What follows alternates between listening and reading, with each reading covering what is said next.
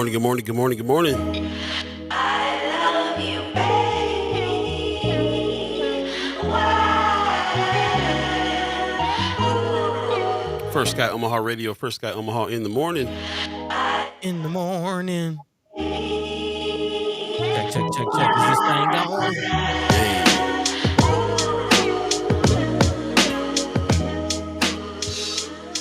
Hey. Okay.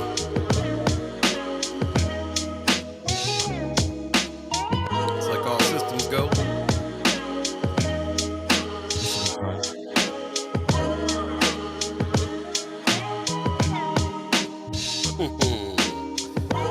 Good morning, welcome to a fresh edition of First Sky Omaha Radio, First Sky Omaha in the morning. In the morning. I'm Paul Beeee. He's Buddi3 Da Gawd. All of you, chat chammers, ghost listeners, radio listeners, thanks for joining us on this. What is this, man? Wednesday the 5th? Yeah, man. Hump day. 5th. Buddy is in town in Omaha, Nebraska. So yeah, man, in the same space. This is a trip. Hey, how's it going? Oh, hey. Not used to being able to do that. Hey. Yeah, that's what's up, man. So yeah, man, welcome. Thank you once again for you guys coming on through this morning. I see Amy H is in the house. Good morning, all. What's going on, Amy? Leia Keister is giving us a What's Up Wednesday. All right, that's what's going on, man. See Mama God in the house. Good morning, fam. Good morning. Welcome back. I'm sending this coffee home with Buddy because it's the last day that it's gonna be hanging around here. I got you, Bobs. I got you. All right, Pops says it's Wednesday. Good morning, First Sky. I'm sending mad love from Las Vegas. Appreciate you, Pops. Appreciate you. Rose Review says 308 subscribers. Bring the noise. Okay. Yeah, that's what's up. Yeah. Keep them coming. Keep them coming. Trying to get to that 500. So tell a friend. Yeah, man. Come on through, man. Yep. Come to death row. Judy Prinzer gives us a happy Wednesday. First Sky fam. Appreciate you. Yeah, what's going on, y'all? How y'all doing this morning? It's a different morning for us for sure. Yeah. Surprised the tech is teching so far. Let me not say too much about it because you know what happens. You say too many good things about something. Yeah. Don't tempt me with a good time. Kimber Snipes says, good morning, y'all. Good morning to you. Appreciate you. Appreciate all the information you sent to us yesterday, too. Man. About what's going on in the news. Yeah. Definitely got some things to talk about today. Man, Sister Kimber, keep the ears to the streets. Man, that's what's up. We also got some special guests in on the show today, too. Leslie Smith with the Land Bank will be here. And also Angel Starks from Spark CDI going to be coming in and talking about the symposium and, a few other things. So, what it is we've been trying to get somebody from the Land Bank on, been thinking about having them come through so we can keep the conversation lively and transparent. And so, yeah, we're going to have somebody on that's going to talk a little bit about what's coming up and some of the changes being made over there. So that's what's up. Yeah, get your questions ready. Yeah. Please questions do. ready, Please y'all. Do. And also, in the meantime, of course, there's lots of stories and stuff going on in the news. You guys have been putting stuff in Friends of First Sky Omaha, which we appreciate. Where we go first to go check and see what everybody wants to talk about. That's kind of the main deal. And so it's going down, and it'll be going down today. I see Heather Williams in the chat saying good morning, everyone. Good morning. Marlon Harrison says happy hump day, First Sky family. Hump day. Appreciate you, man. Yeah, man. It's interesting to be here. Yeah, say the least. Yeah, man. It's it's just a weird Wednesday. Wednesday is always strange for me anyway. I don't know why that is the case for me, but it is the case. So, Pop's favorite day, but it's always like that day that I'm like really just like, man, is it Friday yet? I mean, I guess that's why if you can get up over the hump, then you're good for the rest of the week, I guess, right? Why they call it hump day, man? It's all downhill from here.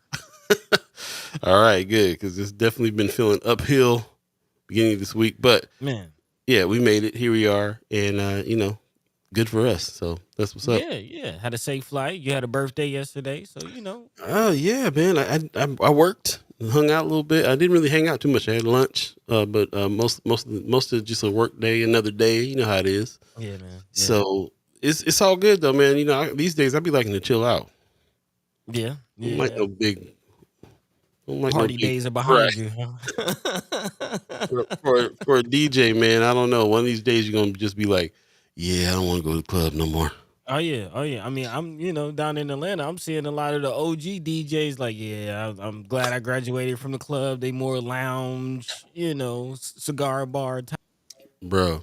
That's really real. I mean, every once in a while, I love to see a good situation happen and go dance it out and all that good stuff. But you know, it's not. It's I remember them days we was out Thursday night, Friday night, Saturday night, Oh yeah, yeah. No, that catch up to you. That DJ catch up. Sunday brunch. You know what I'm saying? Like, Yeah, yeah. So yeah, I don't want to see no more dirty floors and ugly lights at the end of the night. But it's all good, man. So I got to chill out a little bit and get ready for get set up since you're in town. We got a man. different setup today, as you can see, different Yeah, environments a little bit. yeah. Appreciate you. Got to move some things around, get ready. What y'all think? What y'all think about the digs, y'all? Yeah. So as long as the tech keeps teching, we'll be all right. Facebook sent something over, or actually, the program that we use sent over a message that's saying Facebook is about to change up some things when it comes to group pages. I think we still qualify for being able to go live on it, but I got to double check. So, like I said, man, Facebook, Count your days. But we see Facebook is working, YouTube is working as well. yeah, So thanks everybody. I think are we still getting X numbers? Is that still a yes, thing? yeah, I don't know. Oh, yeah, I guess so. Yeah, we're Oh, we're okay. we're, we're broadcasting live on Twitter as well. I was Yeah, like, yeah. X number, what you know? Malcolm X? What kind of X? Mama calling Twitter. I'm calling Twitter. We are over there. Okay, I see. We are over there, but we are but I don't know how many people go over there and check it out. But it seems like there's a few people that check us out on Twitter. I think they're more ghost listeners than anything else. Yeah, yeah. So, but anyway, welcome to the ghost listeners. Welcome to you, Chad Chimers, radio listeners as well. We're going to go ahead and get the show started. Appreciate you. Fresh edition of First Guy Omaha in the morning. In the morning. Happening right now, Wednesday, June 5th already, 2024. Let's start the show. Start the show.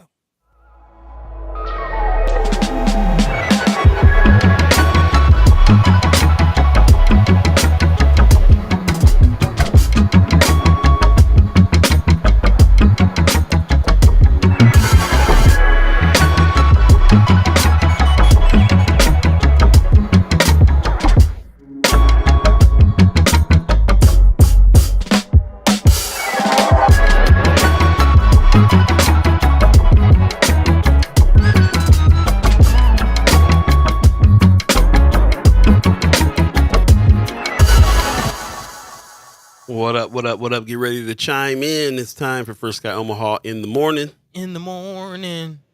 Let the motorcycle guys drive by. Man. Yeah. Was that a helicopter? What was it? It sounded like it, didn't it? Yeah. Hot mess. Michelle Moreno, Christy Norton, and Miss Erica Felt gives us a good morning. Appreciate you guys coming on in this morning as well. Rose Review says, still waiting for you to give each other a pound or pass the mic to each other like Sesame Street did with the word syllables. Sounds like something we would do. Yeah, letter of the day. 1, 2. 32 counts. Lots in the news today, buddy. You want to get a little rundown of the talking points of the day? Yeah. It's actually, like you said, a lot of things going on. Some conversations continued here. And yeah, actually, I do want to acknowledge really quickly before we jump into today's topics. Like, if this is your first time listening, or, maybe your second or third time listening, I did catch you in. And some people's like, man, all they do is talk about the same stuff. Just understand that this is an ongoing conversation. Don't just come in, pop in, and don't come back and see us. Like, stay here for a while with us so you can kind of get a swing of things, man, because again, this is a real time conversation. We're more than just a news show. This is more closely related to a town hall, if you will, like we're or editorial meeting almost. We're here trying to figure out what's going on in the streets in the city and get down to the bottom of it. At times we'll read between stories and continue to talk about things. So again, big shout out to those of you who have been a part of these conversations going on. And yeah, we're gonna keep on keeping on, man. And one of the conversations we will continue to have is on housing. Again, we talked about the whole situation with the parcels of land for sale throughout the city, about 50 or so parcels of land. Again, Mm-hmm. we were questioning what were the numbers behind that, and Uh-oh. And again, Herald is reporting 50. Yep. Go ahead. You said we No, found out. You kind of cut out right there. Go ahead. oh, okay, yeah, 50 parcels of land sold for $1. Yeah. Again, what are they going to do with these properties? Where are they going to? We'll talk about it. Also talking about what's going on out of yesterday's city council meeting. The Inland Port Authority got their inaugural board selected. Some controversy, some back and forth. So yeah, we'll definitely talk about that again. Hundreds of millions of dollars in control of this board, and it's all concentrated in North Omaha. So yeah, this is definitely something that we at least want to, know the ins and outs and be aware of. So again, if this is your first time tuning in, or if you just, tune in and passively listen, don't really pay attention, haven't really heard about the Inland Port Authority, you might want to tune up. You might want to tune up on that. Also, speaking of tuning up, this is something we should talk about. White nationalism apparently on the rise. This is coming out of Nebraska Examiner. White nationalism, anti-LGBTQ activity on the rise, according to an annual hate report in an election year. Always something to look out for. Always something to talk about. So again, especially in this era of Trump, again, we talked about the convictions, not just you know, um, being indicted, but convicted, found guilty Mm-hmm. on all counts. But how will the Trump effect respond to that? So again, a lot of conversations to have. Also, rent rising throughout the Omaha, not necessarily the Omaha area, the Nebraska area, the whole state, Grand Island, Kearney. It's a wave coming through. So again, a lot of conversations to be had. But let's go ahead and jump into the thing, see what you feel. Again, if anyone has any questions, as Paul mentioned, we also will have some guests coming through talking about the land bank and some of the activities they have going on. I know y'all got some questions, so don't be bashful. Don't be bashful. Again, have your questions ready. Have your mind be free. Let your voice be heard. In the meantime, between time, Paul B. Yo. What's the word, man? Man, just trying to sit over here and get this tech, keep the tech working Yeah. with bubble gum and matchsticks. Man. Yeah, we're good. We're good, man. Lots to talk about today. Anthony Rogers right in the chat. Good morning. He says the acceleration of the gentrification plus socialism for the rich. Interesting. Miss Erica Fell says sometimes I can only pop in due to working. I appreciate I can catch the replay, but wish the comments were still visible on YouTube for replays. They're visible. So I'm not sure how come you're not able to see them, but we did definitely double checked on that and made sure that they're there.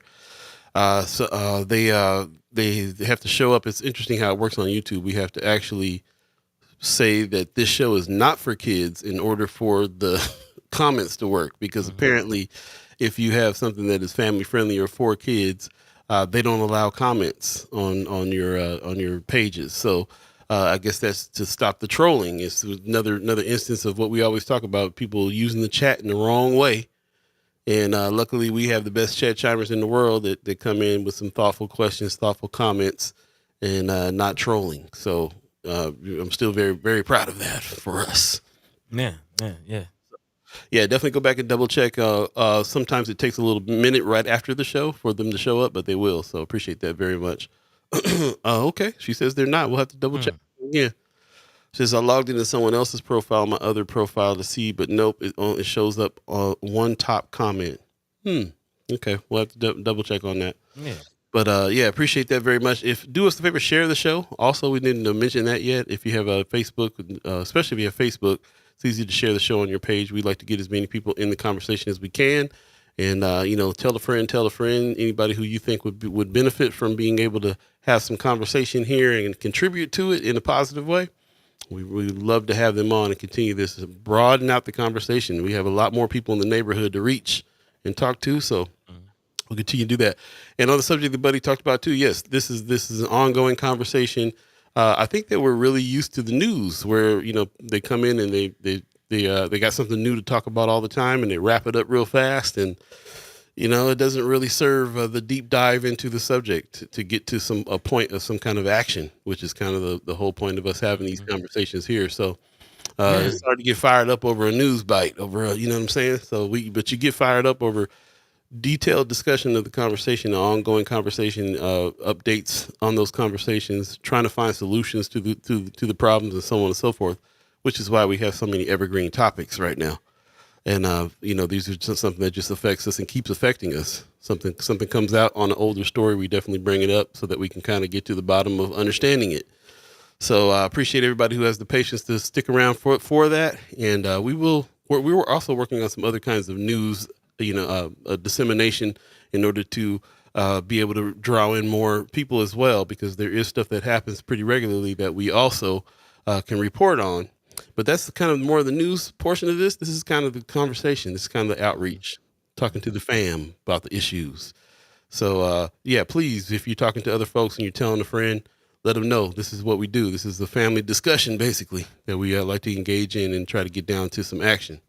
Yeah, man. Yeah, Yep. and that kind of sparked the thought, man. Again, thinking about John, and some people might underestimate how like a part of our DNA John is, and a big part of what we're talking about is what we do is solutions journalism. Like that's the side of things that we're coming from. So again, if you're not familiar with our style here, or you just listen and just kind of always wondered why we do the things we do and how we do them. Again, solutions journalism is a break from your traditional journalism. Traditional journalism, like your Channel 7s, Channel 3s, Channel 6, Omaha World Herald, they're going to give you a quick story, within the best way that they can kind of encapsulate a story within 1,000 words, or you know what I mean? Like space is limited on print and on websites. But here we can talk. We can talk, and we can continue going and not just get into the who, what, where, when, and why, but how do we solve it? That's the real issue. And you see kind of the downside of that when you have stories that like from straight out of Omaha, where the brother gets on the news for accused of a rape or something, and then he's found guilty or found innocent, but that story never, they just move on to the next thing. Yeah. Yeah. So again, we're here to have real conversations, and I appreciate y'all, Miss Erica Felt. We Wow, got, out since season one. Get man. yeah. Yeah, for those of you who didn't hear that, that's Miss Erica Feld's comment there on that one. So your style is why I stuck around since season one. We Yeah, got to actually learn and develop ways to affect change. yeah, man. Runs Solutions. Runs Review said, "Love, love, love the format for Sky." Appreciate that. Appreciate that very much. And yeah, man, like I said, we also take a lot of suggestions on what to shape and change, because the conversation is not just us talking; it's definitely a conversation with you, the public. So we like to hear what you want to talk about, and also just kind of host. We're kind of just hosting the conversation, really, to be honest. Man, big time. Yep. So appreciate everybody taking the time to learn that about us. Again, it is Wednesday. It is a strange Wednesday. Buddy is in town, which is cool. So we got our event coming up here on Friday. As a matter of fact, you can come check us out in Vinson. We're going to talk about the next wave. Believe it or not, this is the 7th season of First Sky Omaha. We do 2 seasons a year, and this will be our celebration of the 7th season once we break on June 15th, which is in 10 days. So yeah, you can come on in, Man, come on over to Benson First Fridays. Check us out. We're going to be in kind of the middle section on Military Street, and we'll have a booth set up. You can come talk to us about what's going on next, the next moves here that we're making in order to evolve with this particular show as well. And we can talk about that when you come through. But definitely come check us out. Say hi to Buddy. Buy some merch. Say what's up yeah. to Katie Rain. Katie Rain will be out there. Rain's Productions helping us put this together, and all the BFF crew that'll be out there. So definitely check us out. This if you can come through June the 7th on your way to all the other things happening on June the 7th, because Man, a lot of things going down for the next couple of weeks. But if you can make it, yeah, we'd definitely love to see you. Definitely love to live alive with you for a second. And also, we'd definitely love to take some feedback, man. And we're always, doing the thing, and we're always kind of have our head down working. But if anybody has any input, there's some things you'll like to see, some things, again, this is a conversation with you. So we'd like to hear from you on how you would like to have the conversation. there So you go. again, we appreciate you. We love you. We thank you. Check us out. If I'm not mistaken, we'll be out there right in front of Jake's. Is that kind of Kind of close. Kind of close. Yeah. maybe a More little more further towards down? Reverb. Yep. Yep. Yeah, I was gonna say a little further down towards Reverb, but yeah, come out there. You'll see us. We'll be out there. We'll be out We got Ashley Ray Turner. I'm sorry. We have Angel Sparks from CDI. We have Leslie Smith from the Land Bank that's going to be on the show today. So stay tuned for that. There'll be a special guest coming in a few minutes. So in the meantime, between time, we're going to go ahead and jump into some of the stories that we were talking about, some of the things that are Buddy alluded to in the beginning. I'm kind of anxious to hear about. So what's top of mind for you? What do you want to dive into first? Man, yeah. So I just want to jump into the city council meeting yesterday because it went Yes. down in the real way. Went down in the real way. A lot of important things, specifically to North Omaha. Like North Omaha was kind of the topic of discussion a little bit yesterday at the city council meeting, and one of the ongoing conversations that again we alluded to earlier is following the money. I mean that was the season. A couple. What was that? Last season? Was that No, that that was was yeah. season It before? was like season Man, 4. We're on yeah, season yeah, 7. yeah, yeah. Time, time. But yes, What follow is the it? money was one of the themes of our seasons, and we continue to follow the money all the way into this new inland port authority, where again hundreds of millions of dollars will be put. And apparently, the leadership, some controversy, if you will, as far as who will be leading this whole situation. Who again, if you're not familiar, big shout out to Senator Terrell McKinney, who we spoke to on excuse me, Senator Terrell McKinney, put some respect on his name, who we spoke to on Monday, who was a part of again the legislative effort to get this bill drafted, to kind of get some money out, really get some control out of the hands of the DED, because of course a lot of people upset, and reasonably so. I'll be honest, reasonably so upset with how the DED handled the whole ARPA funds, LB 531 situation. Mm. And now this inland port authority is supposed to be the answer to that for the community. And again, Nebraska's largest city on Tuesday installed its first 9-member inland port authority board, following an emotional public meeting where citizens raised concerns, including lack of transparency about the appointment process. Of course, our councilwoman, Miss Councilwoman Juanita Johnson, opposed, and the council voted 5-1 to approve Mayor Gene Stotter's a slate of nominees to lead the board that will oversee economic development in roughly a 300-acre zone of Northeast Omaha. Again, a lot of major projects falling within that 300-acre zone. Of course, the inland or the airport business park project has been a big situation. Of course, some housing changes going on in that area. And again, if you're not familiar with what an inland port is in general, inland ports were created as a tool by the Nebraska legislature to help spur jobs and businesses. So this is all about what Senator Terrell McKinney has been pushing: economic development. But again, development for who is always the question. All lawmakers bestow powers on such entities, which must be approved by the state as well as the city. That includes selling bonds to finance construction and infrastructure within the designated zone. So a lot of movement can happen, but again, reasonably so from the community. The question is always who's being allowed to take this. Of course, 4 of the 9 board members were present for the public hearing. Senator Terrell McKinney, Mike Reedman, who's the president of MP Dodge, Thomas Warren, former police chief and current chief of staff for the mayor, and Davio Phillips, who's associate at Holland Basham Architects. Again, these are 4 of the 9 board members. McKinney and Warren, or the two that spoke, and were in response for questions from Johnson, North Omaha. Uh, Senator McKinney said he was not aware of all that went into the mayor selections, as he mentioned when we spoke to him on Monday.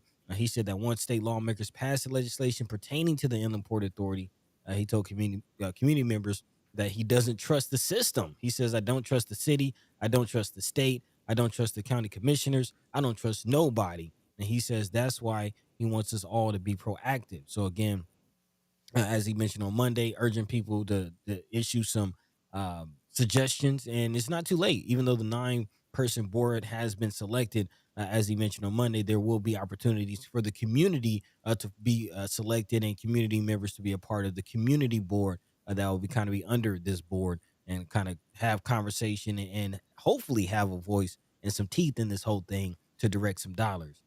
So again, how are we feeling? What are your thoughts about this whole process? I'm not familiar with some of these other names. I see a few people in the chat giving some shout outs. So, I mean, the CEO of MP Dodge, and, a little weary about that.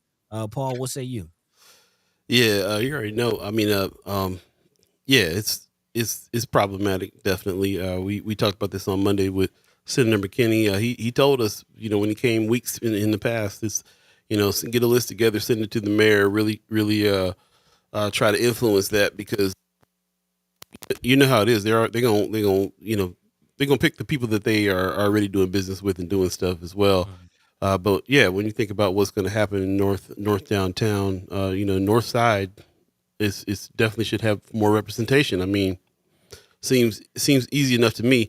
In the chat, everybody's kind of voicing what it is that I feel too. Anthony Rogers Rice says yesterday's city council meeting was part of an episode of Scooby Doo and a part of Mm, certain scenes of A Few Good Men. You can't handle the truth type stuff. So mm, yeah. Also, Kimmer is talking about who was there. She says I sat. She was there. First of all, thanks, Kimmer. She says she sat next to Senator McKinney during the meeting. Sister Celeste was there. Celeste Butler, shout out. And also Dr. Terry Crawford was there. Shout out man, as well. beautiful, Yeah. beautiful. Also, she says, I also connect the president of the East Omaha Neighborhood Association. He might be good to have on. Okay, cool. We'll talk to Mm, him. Anthony Rogers Rice says, why was Reedman voted for when he didn't even take the oath of office for his commission? Good mm, question. Also, he says, if you agree to join a commission, you should probably know how it works. That would be like asking why a basketball player should know the rules of the game. right, right, right. Yeah. Anthony Rogers Wright was also there. He said he was there. He testified. Appreciate that. That's what's Okay. up. There was another thing here too. Let's see. Where was it? Let's see. Kimmer was like, why? Where was it at? She says, why? Here it is. Why should Terrell be the one to know the process? It's a city process. I didn't understand Councilwoman Johnson's line of questioning on that one.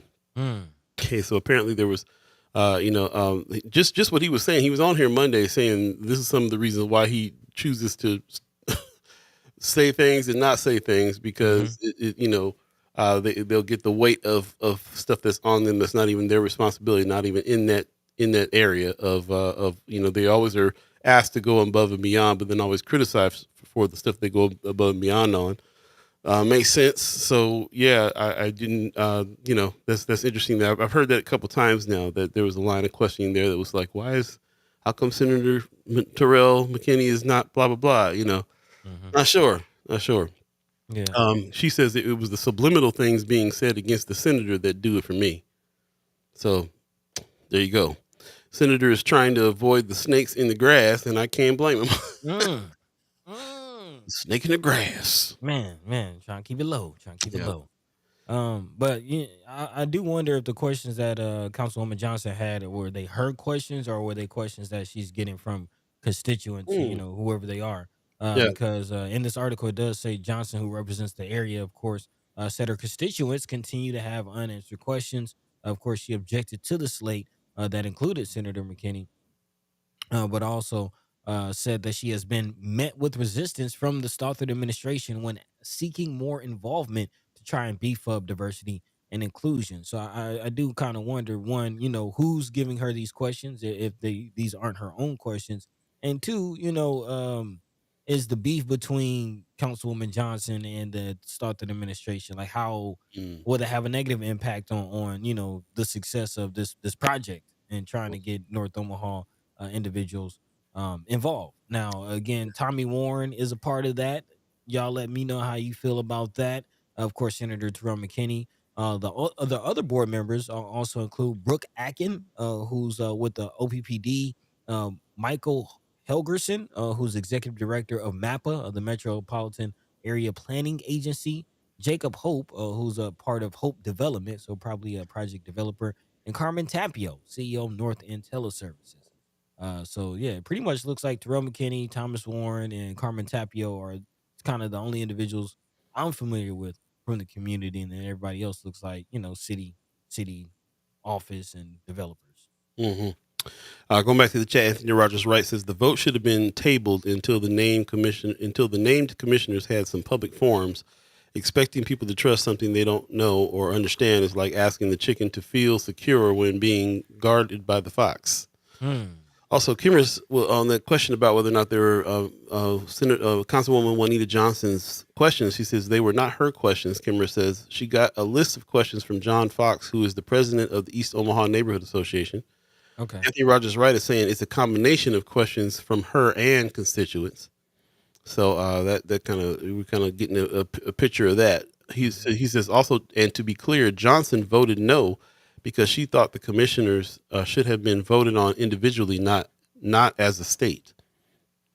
Okay, so Okay. I get that. Yeah. yeah, Rather than a whole group once.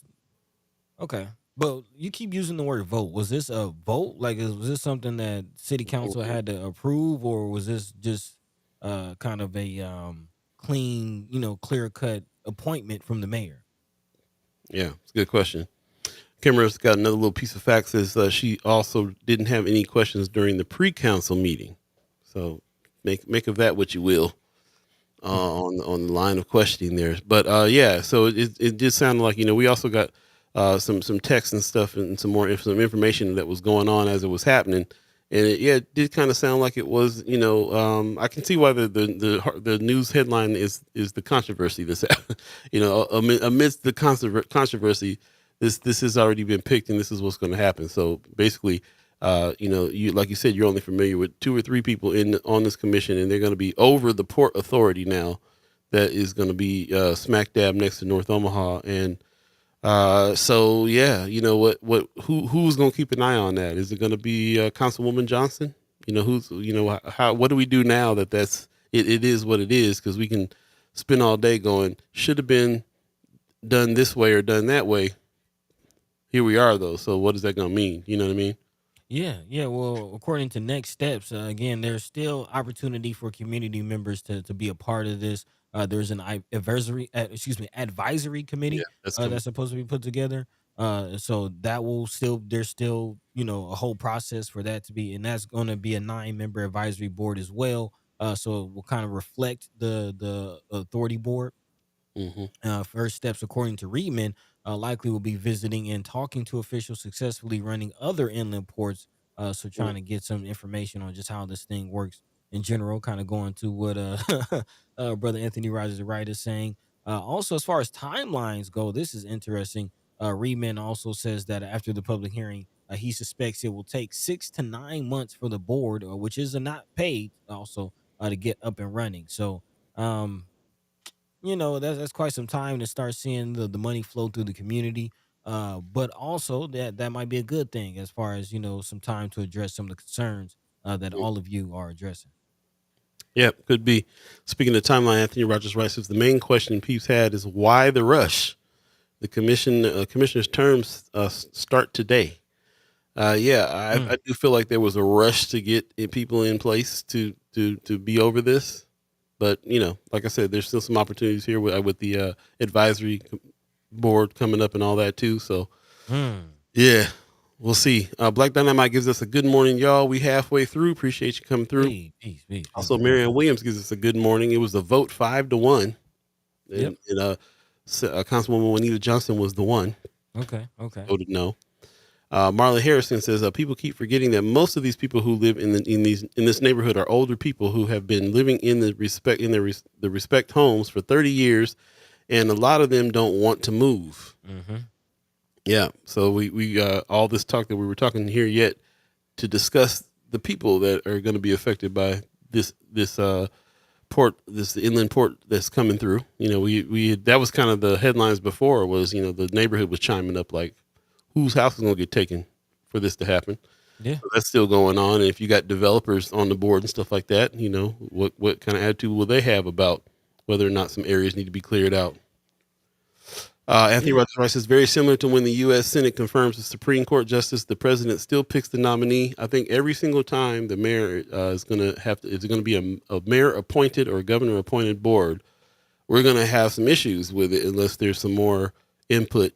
And like Senator Terrell McKinney is saying, it's got to be input from us.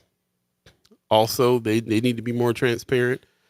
So there's some factors involved there, but this is a pattern that every time Mayor Stothard is going to appoint a board, we're going to have an issue, especially if it has something the board has something to do with North and South Omaha. Mm-hmm. We're never going to have as much representation on that board as we want, or participation. So we'll see. Kimmer says there's a community advisory board that has to be created. The Port Authority will create the rules around that. So they're going to do that as well. Von Chapman in the chat, good morning. The sad part is that there was no other option but to give control of the funds to the city mayor. When has the priority of the mayor equated to the real problem of Black Omaha? Good question. Yeah. Well, I mean, the upside of that whole process is the fact that again it's confined to an area, so it's not like the money comes in and they can shift it to downtown or Tiff Alley or 72nd and Dodge. Like again, it's a 300-acre area that the Inland Port Authority has control over, and that's it. So again, the projects have to be within the confines of North Omaha, Carter Lake type area. Yeah, Uh, that's a thought. Like, what would that mean? What does that mean for North Omaha's involvement? Right, right, Yeah. and this the whole advisory board. Like I'm interested to see how much of input they will take. How will this be treated just like some other citizen review boards that we've seen throughout the state, or will this be something real? Will this be a real relationship? I'm a little weary. Sister Kimra saying that the Port Authority board will be able to make the rules around the whole community advisory board, Mm. so I don't know if they'll, kind of put them at the kiddie table, if you will. Yeah, yeah, a lot more questions to be seen, but again, 6 to 9 months before things actually get rolling, we definitely have time to chime up. Definitely have time to, maybe contact Councilwoman Juanita Johnson. Obviously, she's doing her job and echoing the concerns of her constituents and passing along some questions. So there's an opportunity there. Of course, now that we know who the board members are, yes, it would have been nice to get to know them before they were selected, but you can still reach out. You can still reach out if you have any questions, if you have any concerns, if you have, what are your intentions with this whole situation. So yeah, trying to look at the thing as a half full rather than half empty, if you know what I mean. Yeah, yeah. Well, I appreciate everybody's comments on this particular subject. I'm glad that we came around to that part because really, we have to kind of really define like what our issues are. In the chat, I think it was Kimmer that says I felt like the main question was how come the community wasn't included. So Hmm. that's kind of the biggest part, and hopefully they can be included in this committee, and hopefully these rules that the board is going to put together is not going to stifle the committee from having some input on what is happening in those areas. Kimmer also says the word usage was interesting as well. The people who live in the area were often referenced as victims. So really, when it comes down to what's going on here, we're also really talking about the people that are in those areas that's going to be affected and what decisions will be made there. Mm. That's definitely one of the major issues why the choosing of this board is important because they're going to be making decisions that have to end up having to do it where if people get relocated or whatever's happening with the people that are already there in that area. We got to remember them, not really calling them victims. Kimber said they've been referred to as referenced as victims. And that's still part of the story that they have chimed up, like what's going to happen to us in our neighborhood. Yeah, yeah. I would definitely love to speak to Brother Joe Fox, who was a part of the actually, leading that East Omaha neighborhood association. If I'm not mistaken, that's the new one that was just created when kind of all of this popped off. Yeah, yeah. He went to high school with myself and Senator Terrell McKinney. So it should be an interesting conversation, Hmm, brother. I've been known for a little time. So yeah, might have to reach out.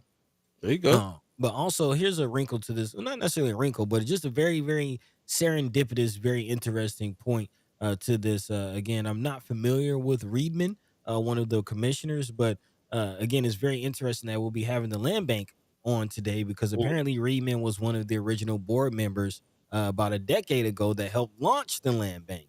It was also again that the land bank was also created by state legislation, just like this Inland Port Authority was, and also, similar to the first Land Bank Board, the Inland Port Authority Board will have to develop bylaws and policies and hire key people.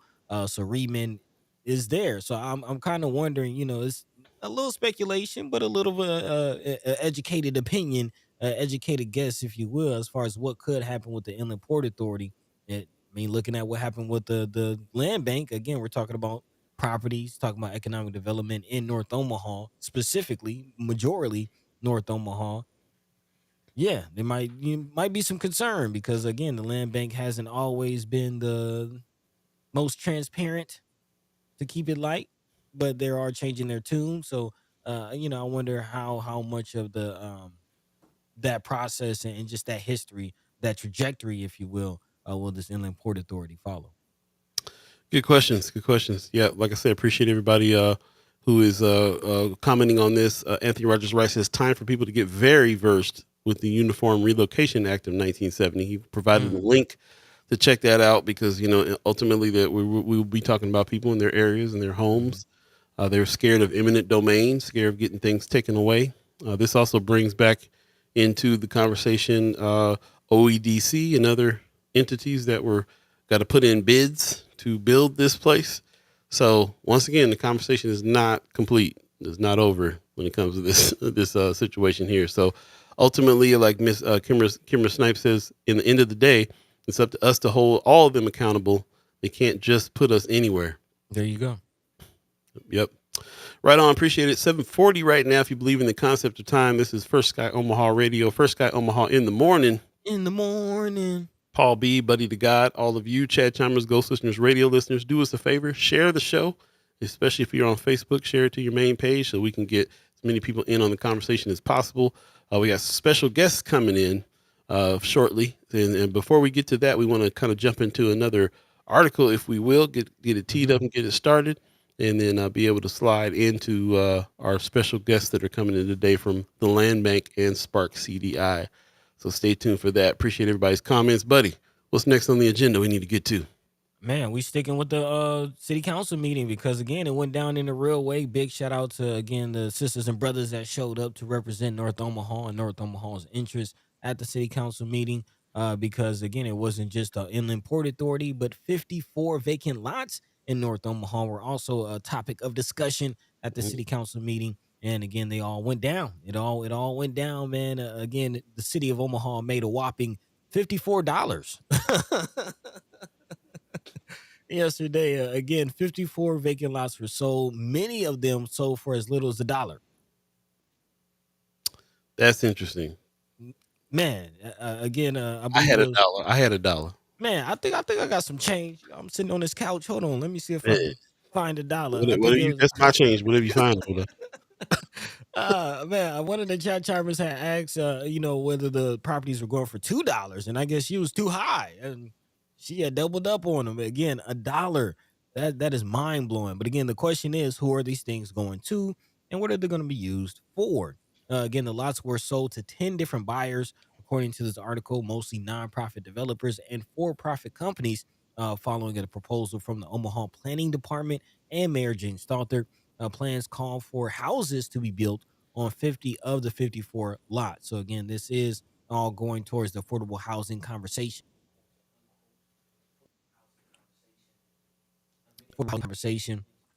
Many of affordable housing were sold for as little as $1.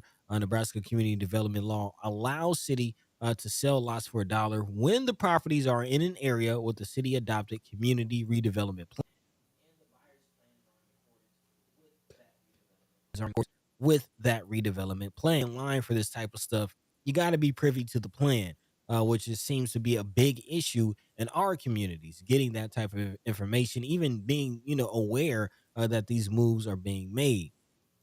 Again, the city sold at appraised market value lots that aren't targeted for housing development. The properties comprised of an unbuildable lot, one that a homeowner next to it wants to buy, and two lots used by a neighborhood association as urban gardens. So again, there's a few, variety of uses, but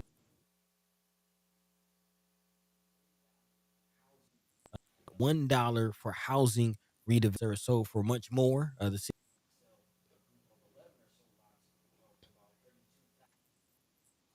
32,000. Also, council You breaking up pretty bad over there, man. district. Hello, hello. Can you hear me now? Yeah, yeah. Go ahead. Okay. I'm not sure what's the last thing you heard. Uh, couple sentences back, I believe. Okay. So again, although most of the properties sold for $1, city council sold about 11 properties for about $32,000. That's between North 16th and 18th Street. And of course, city councilwoman Juanita Johnson questioned Omaha Planning. The sale of the lot located at Twin Companies has owned an adjacent lot with a vacant house for at least 3 years and has made no attempts to put someone in that house. So again, although it is mandated that the houses be built on these properties, it is a valuable question as far as when this is going to happen, if it's going to happen. yeah, what's really going on with all of this. Yep. I appreciate you guys letting us know what's going on in the chat as far as the tech is concerned. We kind of don't see it on our end as much as you guys are seeing it. So thanks for keeping us updated on that. Yeah, we're working the situation best we can on that. Appreciate you with your patience there. Yeah, man. This Kimra says it pisses me off. She says I have so many questions for them today. It's and I don't know how to feel about it quite yet. Like it's kind of unnerving. We just talked about these lots that were going to be available, and then all of a sudden, we heard that we could go as for as low as $1. We just said that last show. Found out Hmm. they did. So who was privy to that? Who got them? What are they doing with them? There's a lot of questions there that where's the oversight here on this as well? Like it's going to be interesting to see like how that happened and who got them is the biggest question. To me, there's a lot of questions here on that. um, so, what's your thoughts on this whole $1 per property type of? You know what I'm saying? Like, I understand they're trying to. What do they? What's the purpose here? And what? I don't know. I'm just like all over the place with this idea. We've been talking to the land bank and dealing with them and understanding their process and reasoning for pricing the lots the way they do and so on and so forth. I think Von Chapman the other day when we were talking about this said, this is interesting that all this is happening right around this time that they're talking about property taxes so tough in the governor's office Hmm. and the closed door meetings and so on and so forth. Some good questions. I don't know. Maybe we can think about those and come back to them a little bit. We do have some special guests waiting in the wings. I want to bring them on, but wow, this it kind of hit us. It's kind of a surprise to hear about this. Well, I know we have our guests, so I will kind of connect the two because it is interesting looking at who got some of these properties. And I'll be honest, it does look like some of the usual suspects. Back when we did our story on the land bank, one of the big names, there's really two names that got all of the properties. It was Holy Name Housing Corporation and Habitat for Humanity. And Holy Name Housing Corporation is one of the properties that got one of these 50, one of the companies that got one of these properties. So One of yeah, the quite $1 interesting. ones. Yeah, yeah, quite interesting who these things went to. Yeah. And my eye is going to the city planning department as far as how who was aware of this plan to even apply for these properties because again, your plan had to be in step and lock with the redevelopment plan from the planning department. So if you're not aware of what they're doing, then you can't really get it. And who are they communicating to? Who are they giving this information to? What's really going on? Well, what's going on here is that we have some special guests that we're getting ready to bring on that is involved in situations with land and is actually reaching out to try to help folks understand a lot of those things. Yeah. We'll go ahead and bring them on right now. Ladies and gentlemen, without further ado, we have Leslie Smith from the Land Bank and we have Angel Starks from Spark CDI in the chat. Good morning to you all. How are you doing today? Welcome. Good morning, everybody. I'm Good well. Happy to be morning. here. Good. You guys, it looks like Good, a good. nice sunshiny day everywhere you guys are. You got the Yeah. plants going on your side, ain't you? You guys are chilling in there. Okay. How you doing? Pretty good. Good. Well, it's good to Yeah. meet you. I don't think I met you yet, Miss Stark. So good to meet you. Good to see you again, Miss Smith. And we really appreciate everybody, you guys coming through and talking to us a little bit about what's going on. And I'm Paul B. Since we just meeting, and here's Buddi3 Da Gawd. And Yeah. Yeah. we want to introduce you to our chat and let the chat understand you guys are here. So hopefully you guys have good questions and good comments for the ladies that are on right now. So appreciate that. Miss Erica Phil says, "Hey, Angel Stars, good morning to see you both. Right on. Yeah. Yeah. Appreciate you coming on in. So let's start there. First of all, let's go ahead and start with Miss Angel Starks. You're a director of capacity building at Spark. What is that? Who are you, and what does that mean? Yes, a lot. That means a lot. So a little context. I actually have been in real estate for several years. I'm a realtor. Been in the real estate business for over a decade and Cool. heavily in sales for 13 or so years. In 2020 I learned about the Developer Academy and I decided to take on the class, and then that's when kind of my understanding of everything kind of expanded to what the heck development was. Even though Mhm. I saw around what was happening. People were building houses. I could see it all. I attended the CRE Commercial Real Estate Summit Mm. several years. I really did not understand the other side of real estate development until Yeah. I became a graduate of the Spark Developer Academy. And then a couple years ago, there was an opportunity to come back on and get more involved as the Developer Academy manager. And so I have actually been on the Spark teams for the last couple years, overseeing their educational opportunities since my background is in education. And so I am here helping to promote our upcoming symposium, which is starting off today with our bus tour, and tomorrow the symposium for the Reignite to Unite Omaha, which we're doing collaboratively with Leslie and the Love Land it. Yes, Bank. yes, yes. I love that. I want to hear a little bit about. So, give me the elevator pitch of what Spark does exactly, so we can have just an idea of what you guys do overall. Ooh, nice. Okay, so Spark is a nonprofit that focuses on basically putting back empowering individuals within communities, disinvested areas, and making them into thriving communities. Okay. We have two basic areas, Spark, which does more of capacity building and understanding, and then we have Spark Capital, which is a CDFI that allows for loan programs Mm, and so forth. So the idea of Spark is that in order for individuals to own and understand what they need to do for holistic development, community development, it starts at the ground level of understanding and providing education for people that live within the neighborhoods that they seek to improve.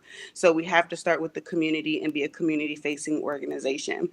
So that becomes organic. So we actually also have the Fabric Lab, which is right off of 24th and Lake. really? Individuals come in and out. There are individuals and Fabric Lab partners that come in, share information about what concerns, and then we can turn around and have programming about what that looks like. And that's the way that we find gaps in understanding, so that we can then find ways to give education back to the community. Because how do we provide a table unless people are able to sit there and actually participate instead of just looking and not being able to actively participate in the conversation? Right. So Spark Right. provides those opportunities. Through our Developer Academy and ongoing education opportunities, we take it the next level and say, hey, if we want people to see a vacant lot and we want them to develop on that, then we need to give them the tools to be able to understand and to know how to access that. Then we have our Spark Capital Loan Fund, which provides, it's a CDFI, so it's a different type of lending, non-traditional lending opportunity that does acquisition, construction loan, all of those types of things. That is a gap financing, and then gives more education, which then our programming comes from there. So there's a lot to it, but we Yeah. want to make sure that people have access to the education and the resources to be able to be a power to the community that they work, live, and play. Okay. Awesome. All right. That fills in a lot of gaps for me. Actually, this is now I'm understanding exactly why there's a partnership between you guys and the land bank, especially knowing what the land bank is trying to do with Mhm. Mm-hmm. empowering people to get land. Also, you just made the connection with the Fabric Lab. We get down with the Fabric Lab all the time, so that Mm-hmm. now we understand like the Fabric Lab is that outreach is this Mm-hmm. is that's where you taking the information from the people, kind of doing what we do here, talking to the people and trying to find out what they got going on and what they need and so on. So Exactly. makes a Exactly. lot of sense. I appreciate that very much. Yeah. Yeah. I'm going to switch over to Miss Smith real quick and say hello to you as well. We've had some interesting conversations lately, so I'm so happy that you're on here to talk about what's going on. Yeah, Yeah, yeah. Happy to be here. Happy to thank Yeah. be you, here. thank Welcome. you. Let the people know who you are, and if you can, a little elevator pitch on the land bank, just for the new people that have been following the conversation yet. Okay. All right, yeah, happy to do so. So, I'm Leslie Smith, if you haven't met me yet. I'm coming from the dirty South. I came originally Hey, from Mississippi. I did Okay. spend some time in Memphis, Tennessee, where I also got a chance to work in a lot of local government planning efforts. Also managed a land bank in the city of Memphis as well. mm, Mm. Had a chance to work in mortgage financing, work with a lot of states across the country in the field of mortgage. So I got a chance to see from just a national perspective what inclusive lending looked like and the issues with accessing to housing. And that is something that I was really passionate about. And I really an opportunity to really kind of play back into my passion about putting my feet on the ground and working in the community is really what drove me to come here to Omaha today. I'm very passionate about making sure that people have access to opportunities to succeed, build generational wealth. I think that I also share a lot of those same values with the teammates here at the Land Bank. We at the Land Bank, we exist to really work with properties that have been abandoned through the tax delinquent process. We work to find people with plans that are responsible property owners who can put these plans back into the productive use. A lot of the way that the Land Bank was set up to support that. We are able to allow maybe like an environment where the properties can become developed before we kind of let go. And so ideally, we want to make sure that these properties don't remain vacant and stuck in the tax delinquent system. And so I am hoping to work with all of your listeners and all of the people from Omaha so that a lot of these properties that can be developed can be done so by the people of Omaha. That's what's up. Beautiful, beautiful. That's been the hope. That's been the hope. Again, it's kind of been hard to see that from the land bank. So hopefully, we can continue to change some of those things, and these efforts are going towards that. Not sure if you caught it, before you came on. But well, before I even get into that, how long have you been with the land bank, and what is your actual position with the land bank? Oh yes, I serve in the as the executive director. I've Okay. been here for about a year and a couple of months. Okay. So again, before you came, we were kind of doing some stories and did some journalism and just investigations into the land bank, and we're able to actually get into some of the sales roles of the land bank. And from what we've seen, two of the major corporations that have got most of the properties from the land bank were the Habitat for Humanity and Holy Name Housing Corporation. So just hearing that, there is intention to get it into the hands of the community. That's been personally one of my biggest questions as far as the land bank is how can individuals, families, just people that are looking to get into a house, get properties from the land bank. So it's not necessarily a question, just more so a comment. Just I'm excited to see this change in tone, Yes, good buddy. leadership I'm so over sorry. that. Your volume is so low. I am straining to hear you. Okay, I I can apologize. hear Paul very well. Sorry about that. Yeah, we're having a little bit of technical Okay, difficulty sorry on about that. that. We'll work on that. But in the meantime, he's just talking about him being excited that there is now some ability to connect. So let's start with that. We've been critical of the land bank in the past because we felt like there wasn't a whole lot of outreach. There wasn't a lot of ways that the public, that people in our neighborhoods were taking advantage of what was going on there, and land was just kind of going to developers that were coming in trying to do things, and we kind of uncovered a couple of big developers. That's what we were talking about before. But things have changed since then. There was a you guys have and I'm understanding that things have changed since you kind of came on board and switched some things up around as far as how much access the public has, how the outreach and so on and so forth. Partnerships like with Spark Yeah. seems like his these things that have been that have come to fruition here. I definitely see a switch from it's probably about 3 or 4 years ago Yeah. that we did some investigative work before, and wasn't really getting any answers back then, and all of a sudden you're in town, and all of a sudden we got classes that we're going to and things that we're learning, symposiums coming up and so on and so forth. These things that we're talking about right now, about how to get into buying land and developing these lands. You guys have actually put programs together, and I'm sure that you have been very crucial in putting those programs together. The latest programs that's happening right now is a symposium coming up. So let's go ahead and get people the information on that. Who would like to start first talking about that? Let me see the excitement level on each of your faces and see who. I think Angel, maybe Angel. I think there might be some equal excitement. Okay. Well, let's we start with you. we have been working hard, very hard on Yeah. making sure that we can have a great experience.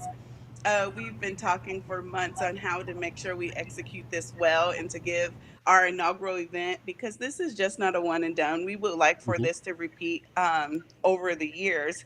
And this is just like a small snippet of a national conference. Mm. Mm, And okay. remind me, Leslie, of what the conference is actually called.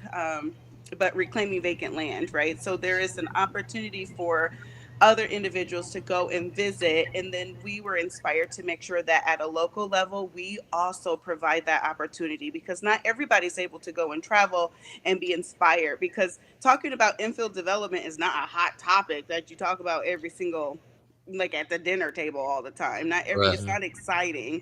And a lot of times it's daunting because it's not motivating to see a vacant lot in your community and then not know what to do with it, or have an idea and not know how to navigate through the politics and the red tape to Mm. know how to then gain access and to get capital and money and so forth on how to make actually do something about it. So when we were able to get together, we said, hey, how can we make this happen? And in conjunction with some other things with our different programming, as kind of like sibling organizations, we knew that we provided, Spark provides a lot of capacity building opportunity. And with the land bank having the opportunity that they have, and I'll let Leslie talk about that a little bit more, we thought that this opportunity for Reignite to Unite, that we would put our two organizations together and have a 2-day event. Today Mhm. Mhm. jumpstarts our bus tour. Um, and we are featuring 5 of the land bank lots. And I'll let Leslie talk a little bit more about that. And then tomorrow we have a full day agenda starting at 9 a.m., where we will have 2 tracks, the developer track and then the practitioner track. I can highlight some of the things that will actually be happening with the developer track. We want to make sure that we are in allowing our emerging developers and some of the developers, as you stated, a lot of people did not know how to compete Mhm. with other individuals of what goes in a proposal. How do you have the conversation?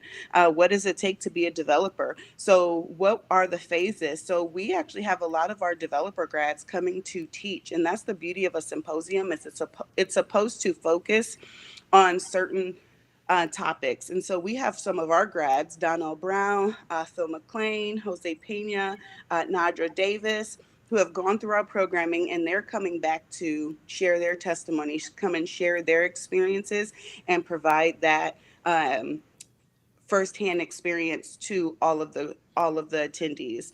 We also have our technical view from a lot of the city planners and the individuals from the city of Omaha, because we Mhm. have to establish that relationship. Mhm. We can't do much development without partnership and relationship with the city of Omaha and the Right. planning department. Right. So PJ Butler will be there, and Alyssa Sochek will be there, and also a lot of the individuals from the city planning department will be there in partnership to provide technical assistance.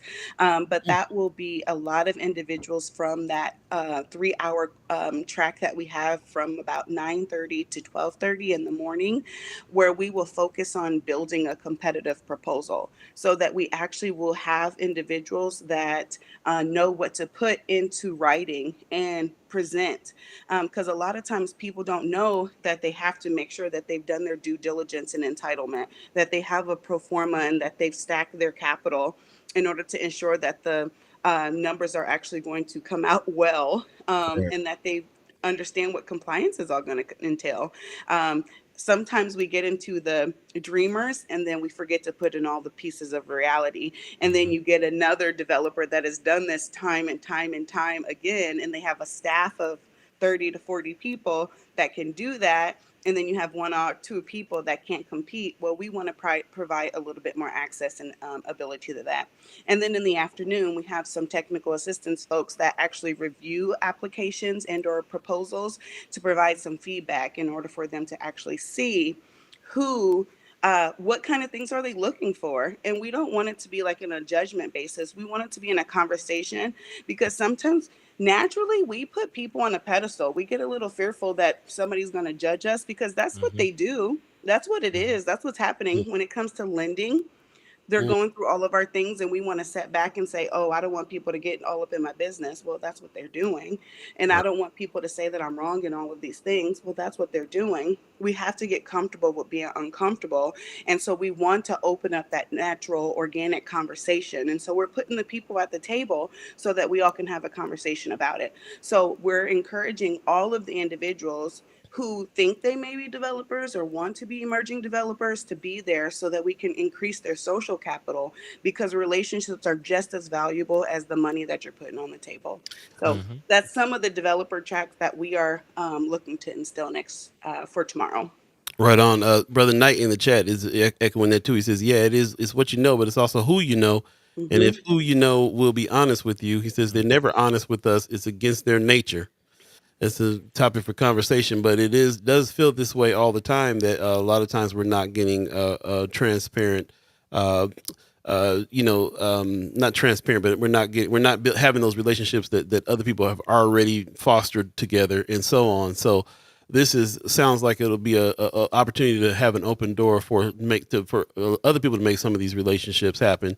I also want to jump in and just kind of highly encourage people to be involved with this, even if you're not Hmm. ready to be a developer yet, because of relationships. First of all, relationships have to happen over time anyway. You got to meet folks, build that, learn more as you go, and so on and so forth. And then at some point, we all kind of need to be thinking about being developers in our neighborhoods, one way or another. Yeah. Even if it's on a scale of just you buying and building your own home, but even more than that, taking care of the block, the neighborhood, and so on. So definitely appreciate what you're saying there, and just want to encourage people to do that. I'm going to drop the link in the chat for you to register for this. This is happening now. So we talk about this situation that's going down. She just explained what's going to happen on day 2, which is tomorrow. Tell us real quick again about the bus tour before we jump to Miss Smith. Tell us about what's happening today again. Actually, Leslie can speak a little bit more better about that. Okay. So Okay. Well, we'll go ahead and ask you then, Miss Smith. How you do? No problem. I just also wanted to just add that I am personally passionate about making sure that people are equipped with information, because information in today's society is power. Yep. Mhm. Someone asked a question about, can you build anything on like a land, and the truth is no. There are certain restrictions based on how that land is owned, what is underneath that land, Mhm. and much like what you'll see at the tour, a lot of the properties that are not being developed or appears to be slow developed, there are a lot of issues that would otherwise discourage development to take place. And so one of the things that the land bank is trying to do is kind of removing those barriers to development, so that an individual who wants to put in the work to become a developer or a small emerging developer, they're more able to access building that land, because they don't have to do a lot of the pre-development work. And when I refer to pre-development, and you'll learn going through the developers track at the symposium, a lot of the foundation and rubble underneath the ground that you may not see with your visible eye just passing by exists down there underneath the soil. A lot of grading, a lot of retainer walls that are kind of just deteriorated. You also have a lot of vegetation. And if you could just imagine um, having the properties that I manage, I cringe with every natural disaster, because with every tree that falls down, it's at least $1,000 to $2,000 to remove one individual tree.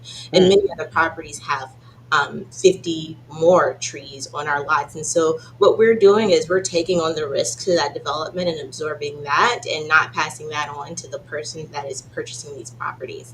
And what we're trying to do is kind of really kind of make sure that Omaha first has an opportunity to actually have awareness about what those properties look like. We're making them shovel ready so that you don't have to like lose money at the end of getting that property Mm. financed.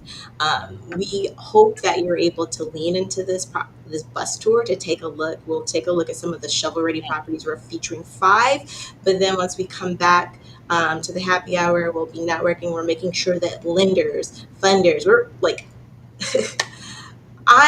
you get Memphis, you get all of my experience, you get all of the connections that I have met around the developer experience, and Mm. Angel and Sparks connections are being poured into this. We are reigniting and uniting all of the resources, the funders, everybody that we know that can help will be at the symposium. And so when you talk about it's about who you know, this is our opportunity to reach out to make sure that you have access to those people, because information is power again, right? We Yeah. want to make sure that people are equipped, especially North Omaha, which is why the full day symposium will take place in North Omaha at the MCC Culinary Center. And so we want to make sure that the access is available.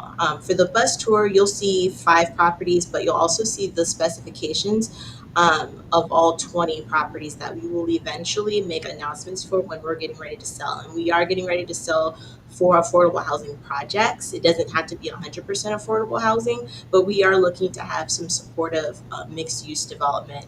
I'm not mixed use development, mixed use housing types Mm. on these properties. And so we're making sure that our engineers will be present to kind of talk a little bit more about that initiative. You can Mm. kind of see some of the work that we're taking so that you're able to um, make sure that you're able to access developing those properties without having to take on the cost that we're doing. So let me just let you jump in here. I see that you're trying to check out the chat. We encourage you not to pay attention to the chat, so you can just Okay. focus what's going on. And we'll bring up the stuff from the Yeah. chat as we see fit to ask you guys questions on that. That's what happens. You start talking to me like, what did this fool just say? Let me check. I try to answer everybody. Yeah, yeah, no, no. Yeah, No, yeah. we'll get to Well, it. we'll get to it. We'll get to it. But I appreciate. I forgot to tell you that in the beginning. Yeah, we'll Yeah. read through the chats. But no, I appreciate what you're saying here. I'm getting a full picture of being able to go somewhere, get this knowledge and training, meet everybody from the people who's going to give you the loan all the way to just the people that'll help you develop the situation. And I will put in there too, because the chat knows we've talked about this before, and our chat chimers know that I've been to some of the meetings that you guys have had on these things, and this is where I started to understand about how you were approaching outreach, approaching teaching people what the process is, and also sitting there taking notes from suggestions from people in the room, and very critical people that were in the room too, like me and Cheryl Weston was in there, and Kimra Snipes, people that have been critical. And saying, we think that you ought to do this and you ought to do that. And we watch you guys take notes on that, make changes, and try to accommodate there. So I'm pretty excited about, and this time around we won't just be doing exercises. This symposium will actually be we actually are putting proposals together. You're helping us put proposals together in case we are ready right now to bid on some of this land, right?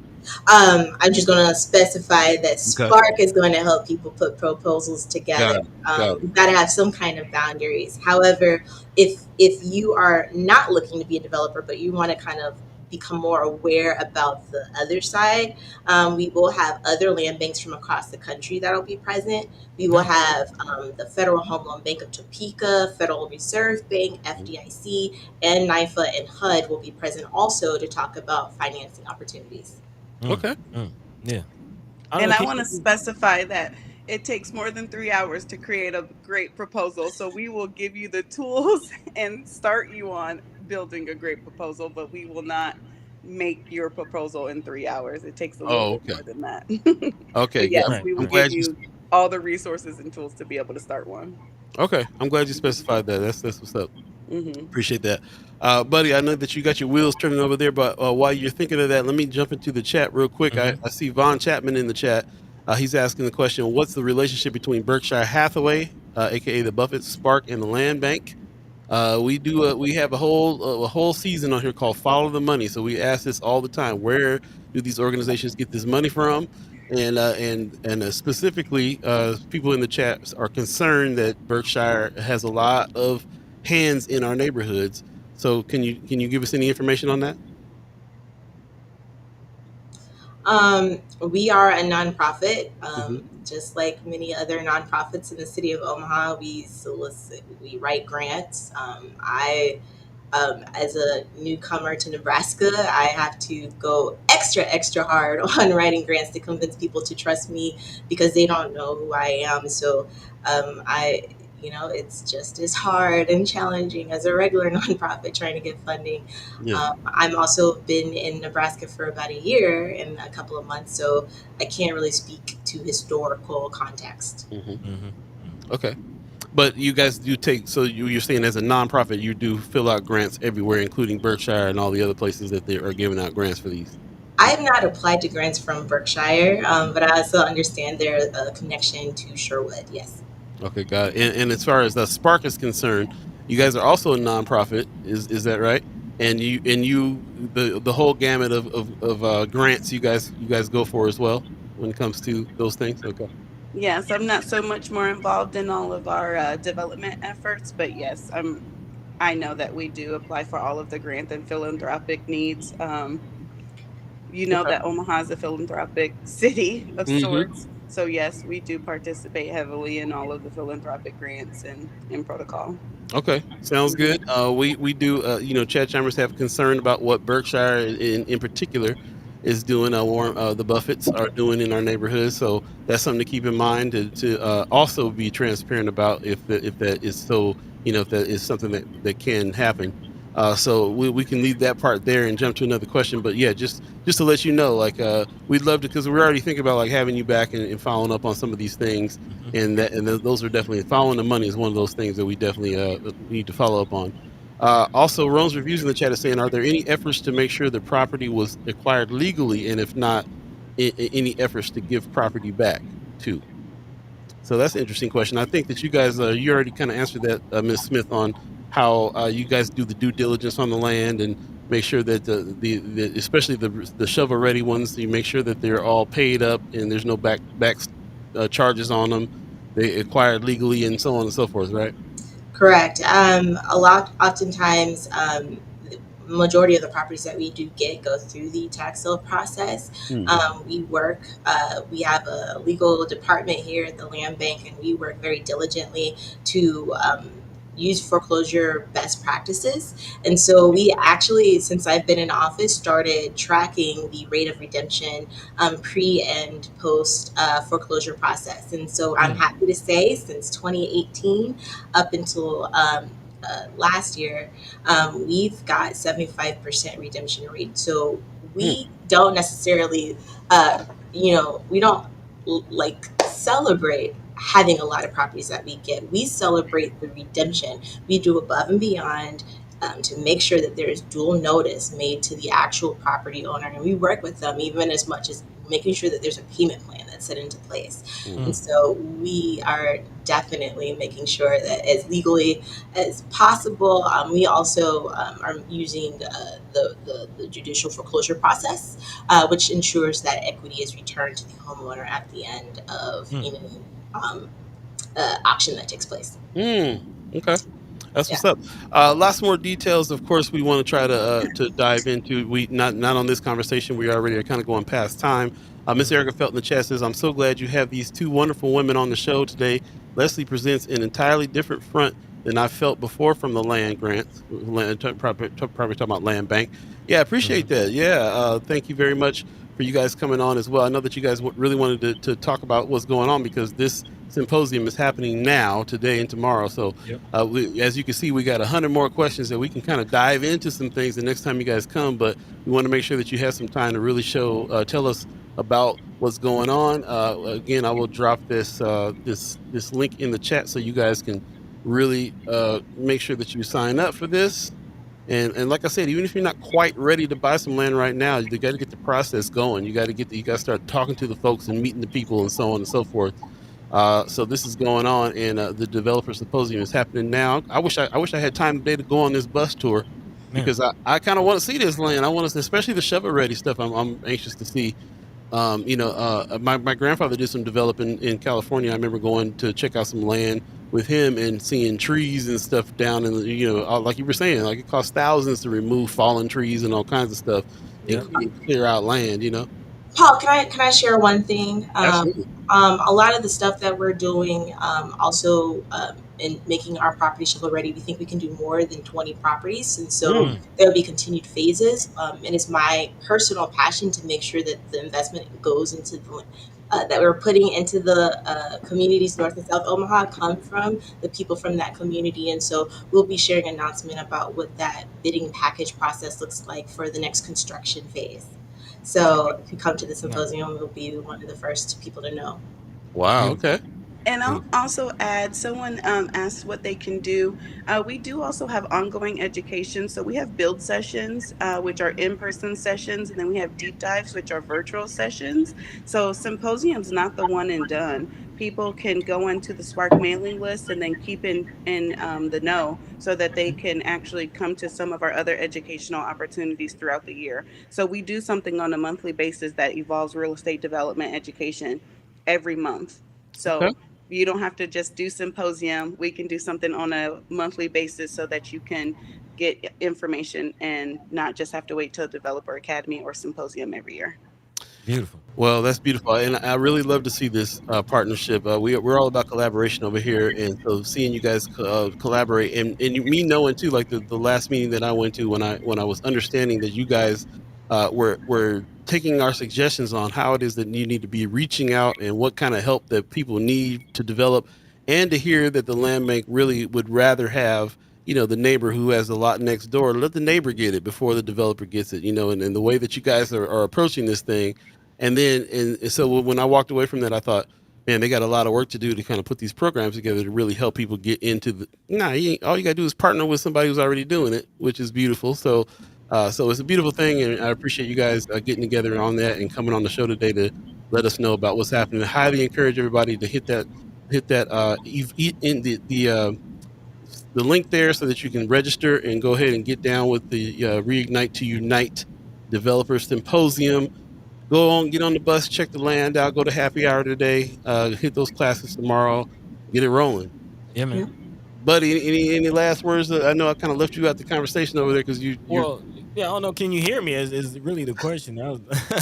Like, can you hear Can you me? hear me? Yeah, can you hear me? Just really excited, and Sister Leslie Smith, just excited to see your impact on the land bank, because again, we have been critical of the land bank, and one of the biggest critiques that we've had is just the lack of information. Like it all started with a simple question, like, okay, there's properties in our community, we see these signs. What is the land bank?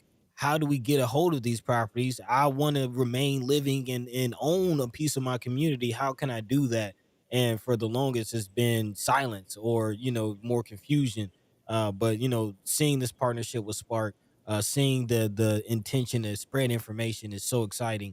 I am kind of curious, how did this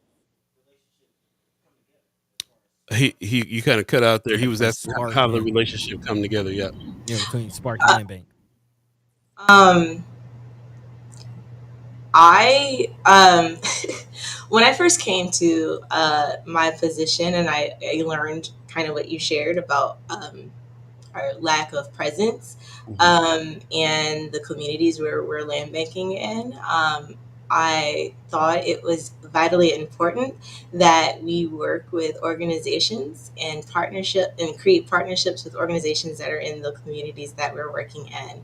Right. I am, I'm sorry that we haven't really engaged like we should have in the past, but I'm here now and I am committed to making sure that that connection is made. And so, what I will say is, Spark offers a wonderful resource to help create a pathway for how someone can just enter. Like, you may be working your 9 to 5, but how do you enter into the world of being a developer? Or if you're entrepreneurial and you're looking for something, I will preface that developing is not easy. Mm-hmm. Mm-hmm. Infield new construction is not easy. However, with information and a serious mindset towards doing the actual hard work, you can make a way. And that is what generates wealth opportunities. That's how you are able to keep, because if you're from the community, you're more likely not to overcharge someone else in that community to live there. And so now there's a little affordability component added to that. Mm. Mm-hmm. That is something that the land bank can, like, Spark can only do that. Yep. So it's vitally and crucial that I had reached out to Spark, and Angel and all of her sunshineness was really easy person to work with to make sure that we were able to take my crazy ideas possible, make that possible. And I also would say a lot of our outreach was planned only after tailing the Undesign the Red Line tour. So everything that we've done happened and after listening to all of the critical statements and partners conversations. We did a lot of listening, and then we did the tour, and then that's when we started reaching out to partners. We're still looking for partners to work with. Man, See, this is what happens, man. When you That's bring it. you bring a sister down from the dirty south, you bring her up here, and we get busy. You know, this is what it is, man. You gotta make them connections and do that thing. You know. Yeah, man. You know what I'll I mean? just I'll put it out there, like, Angel, you might be more aware of course, but Sister Leslie, again, you mentioned that you've only been in Omaha for a year, but you are coming into an area, especially North and South Omaha, where there is a history of racial tension. There is a history of feeling like we're on the fringes, and I'm sure being from Mississippi, being in Memphis, you're aware of those feelings, but understand, like, those are very present and still alive and well here in Omaha, Nebraska, those historic distrusts and just that trauma, that historic trauma. So I'll just say to see a sister like Paul said from the South that have the intention to say, hey, to come in and like, yeah, this isn't right. Y'all need to talk to the community, building these partnerships, building this, and to know that this After Yeah, understanding the red line, abs- right? is my freedom. yeah, absolutely right. And I try to, I understand that the role that government has also played, and as a quasi governmental Mhm. nonprofit, Right. I try to lower those barriers so you don't see the organization, you see the people. Mhm. That's why Omaha knows that I'm a geek. I try to be accessible. If you reach out to our organization, I'm really obsessive in making sure that there's a response back. Um, I'm really trying, and I would love to debut all of the successful developers that we've worked with, especially ones that look like us. Yeah, Yeah, we had yeah, Don Curry on recently. He gave us a rundown. Appreciate you of coming on. We always talk about brain drain in Nebraska, but we finally got some brain gain in Leslie Smith coming through, and I'm very very happy to meet you, Miss Starks, because I did not really know who you were and know what Spark CDI did all the way. So this has been a very enlightening conversation. I'm really glad that you guys were on, and I really appreciate it, and can't wait to have you back. Glad to be Looking here. forward to it. Take care. Bye, everybody. Hope to Guys, see you. guys have a great Bye. day. Peace, peace, thank peace. you, peace. Right on, man. That was awesome. I'm glad that we got the word there. And again, highly encourage everybody to go ahead and register for the symposium. I'll put it in the chat one more time so you can One click more that and again. do that. Yep, one more again, and we'll take a quick break and come back and jump into some more stories. Thanks for everybody that hung with us with our special guest today and had great questions and comments. Really appreciate that. Miss Erica Phil says, "Oh, Miss Starks has done a lot before coming to Sparks. Can't wait to dig deeper." I Yeah, wanted to spend the interview really getting to know who they were. You know how we do here, but yeah. they had some specific they needed to talk about that's happening today and tomorrow. So I wanted to make sure that they give them time on that as well. So there you go. We'll take a quick break and come right back. Again, you're listening to First Sky Omaha Radio, First Sky Omaha in the morning. In the morning. I'll be Buddi3 Da Gawd. All of you chat chimers, ghost listeners, radio listeners, stay tuned. We'll be right back. Don't you go anywhere yet.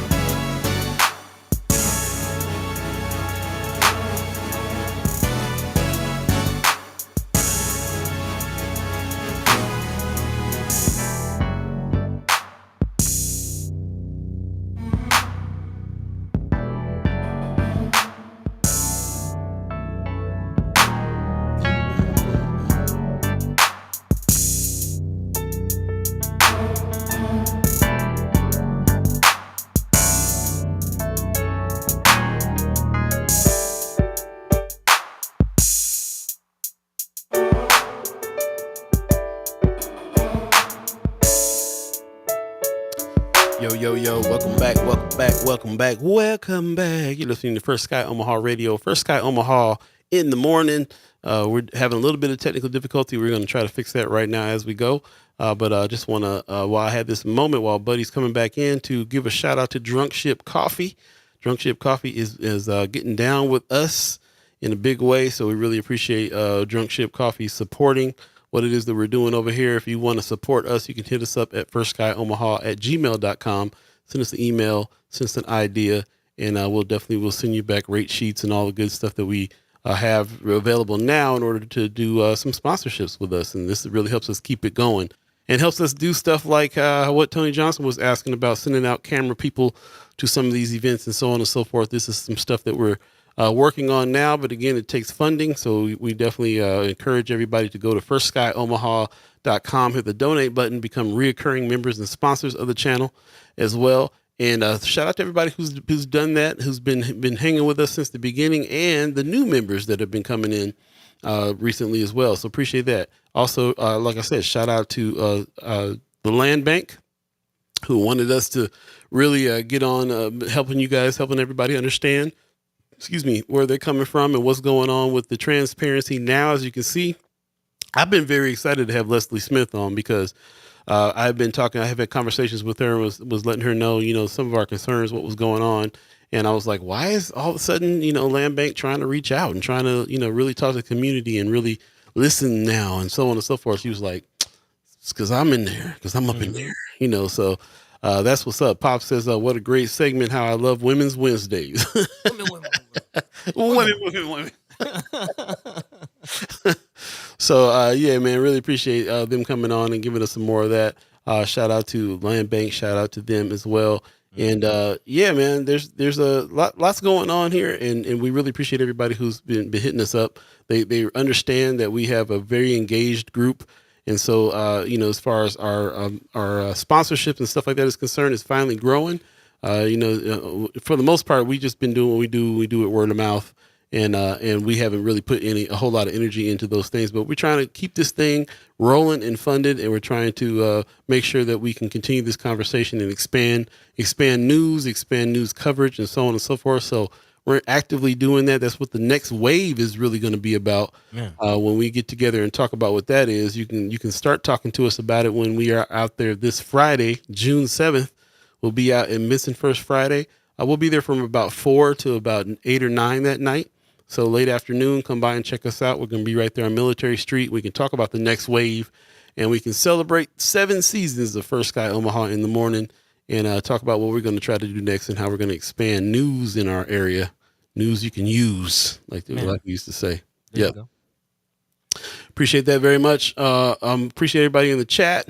Runs Reviews, Pitch Black Conference. Yeah, I can see what you're saying on that. Brother Knight says, that says more than you know. They got exposed and are using her as a veil. I wouldn't say that. I wouldn't say they're using her as the veil at all. I think they recognized that they needed to do some outreach, and she became the right person to do that. Mm-hmm. And her intentions are very strong as far as what she came here to do. I had some conversations with her where I found out she kind of turned their heads around on some stuff. Like, listen, most of our properties are in North and South Omaha, and we gonna go talk to the black folks whether you like it or not. So we're gonna do what we're gonna do. So that's definitely the vibe I'm getting. First of all, can you hear me? How am I sound now? Mm-hmm. You're about the same volume, but we can hear you. Okay, yep. Okay. But yeah, that's definitely evident from speaking to her that she came in like nah, this somebody comes in like, okay, I see what's going on here. Yeah, this is what we're gonna do, X, Y, and Z. And I'm kind of thinking, hey, I'm thinking I know exactly what it says, Mr. Stewart. Like, I'm thinking of Joni Poor. Like,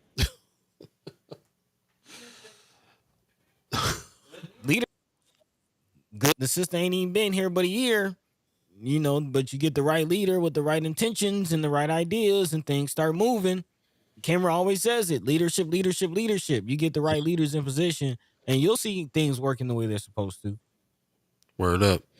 Yep. Appreciate it. We'll definitely have her back on and talk a little bit more about some things. Like I said, there's a little bit of an agenda today, so we didn't get to really have the kind of home-based conversation that we usually have. Mm-hmm. But we intend on having them back so we can do just that. So I didn't even know we we're going to get a chance to get into where she was from, where the fact that she's a transplant here, and and what she's been doing. She hit the ground running last year, bro. Man, Like you said, like it's been a symposium after meeting, after outreach, after changes made, after all kinds of stuff. Ask Kimra, ask Miss Cheryl Weston, who's been very critical. I remember it was the hypocrisy of the land bank that was she was talking about on a regular basis. And then we both wound up at some of these meetings and started to see, what they were trying to do. Shout out to Leslie Smith on that. And now we can kind of move our efforts over to stuff like OHA. What's going on there. man, So man.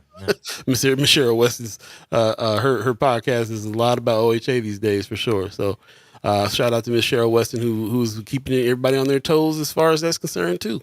Big This time. is talking about land in our neighborhoods. We got to figure it out. So I appreciate that. Heather Williams says she deserves an opportunity. She was very honest. Yeah, man. She's the real deal. Tony Johnson says we said that about OPS too. Did not end well. Well, we'll see. We'll see how this works out. And again, it's one thing for us to look and see what the land bank is doing from the outside, be critical, crucial of that. Let's talk to the folks on the inside, see what's going on, see what's really happening. And when we see people sitting there at the symposium and at these different meetings, and even at the outreach, the stuff that happens at Fabric Lab for Spark, and we can see people asking some questions directly and have some conversations, then we'll, what I'm saying, then we'll start to see some differences in the way it is that we are utilizing these tools. Really, is what they are. They're tools out here.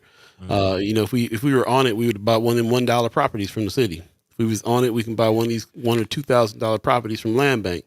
It depends on, if we're not ready to develop, that's fine, because everybody can't do that. So I can understand us being like concerned about, well, who is going to come and develop that property right next door to me? Very true.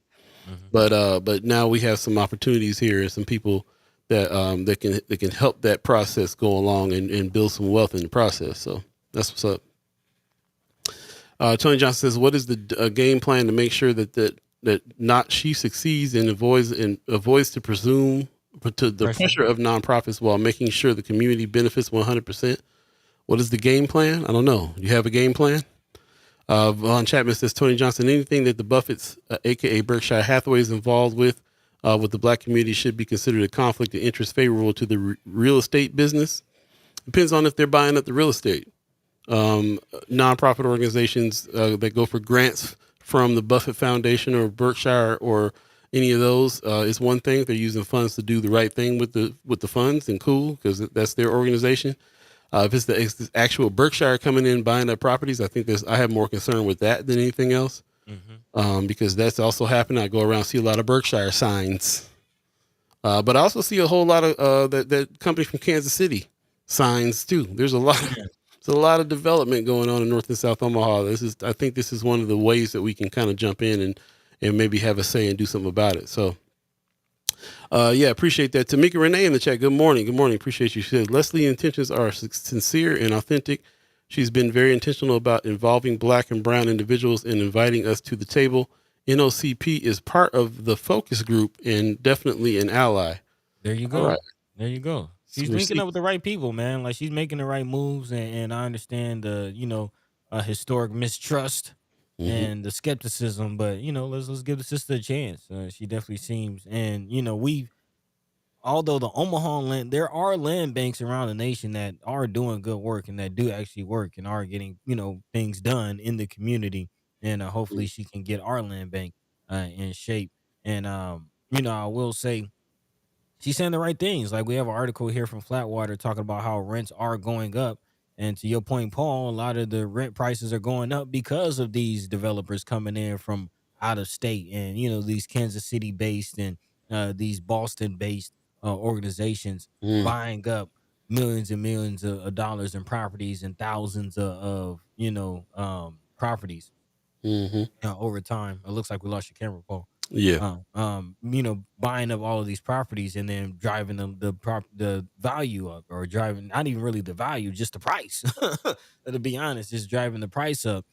So yeah, I'm excited. It's all about information, man. It's all about information and really holding the community accountable as well. Like, I've learned a lot from just this conversation.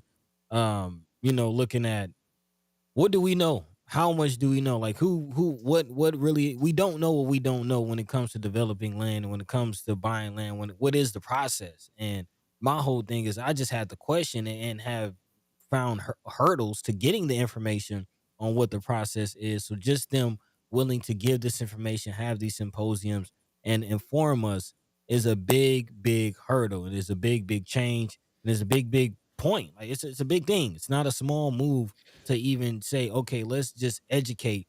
Because again, a lot of the lenders, a lot of the decision makers, and people who can get us through this process, a lot of times the banks, they're looking at us like you don't know. And you start coming in asking certain questions or really not asking certain questions, then they kind of know where you come from. And sometimes they don't want to deal with you. They don't want to inform you. They don't want to, educate you. It's just like either you know or you don't know. And if you don't know, they don't want to deal with you.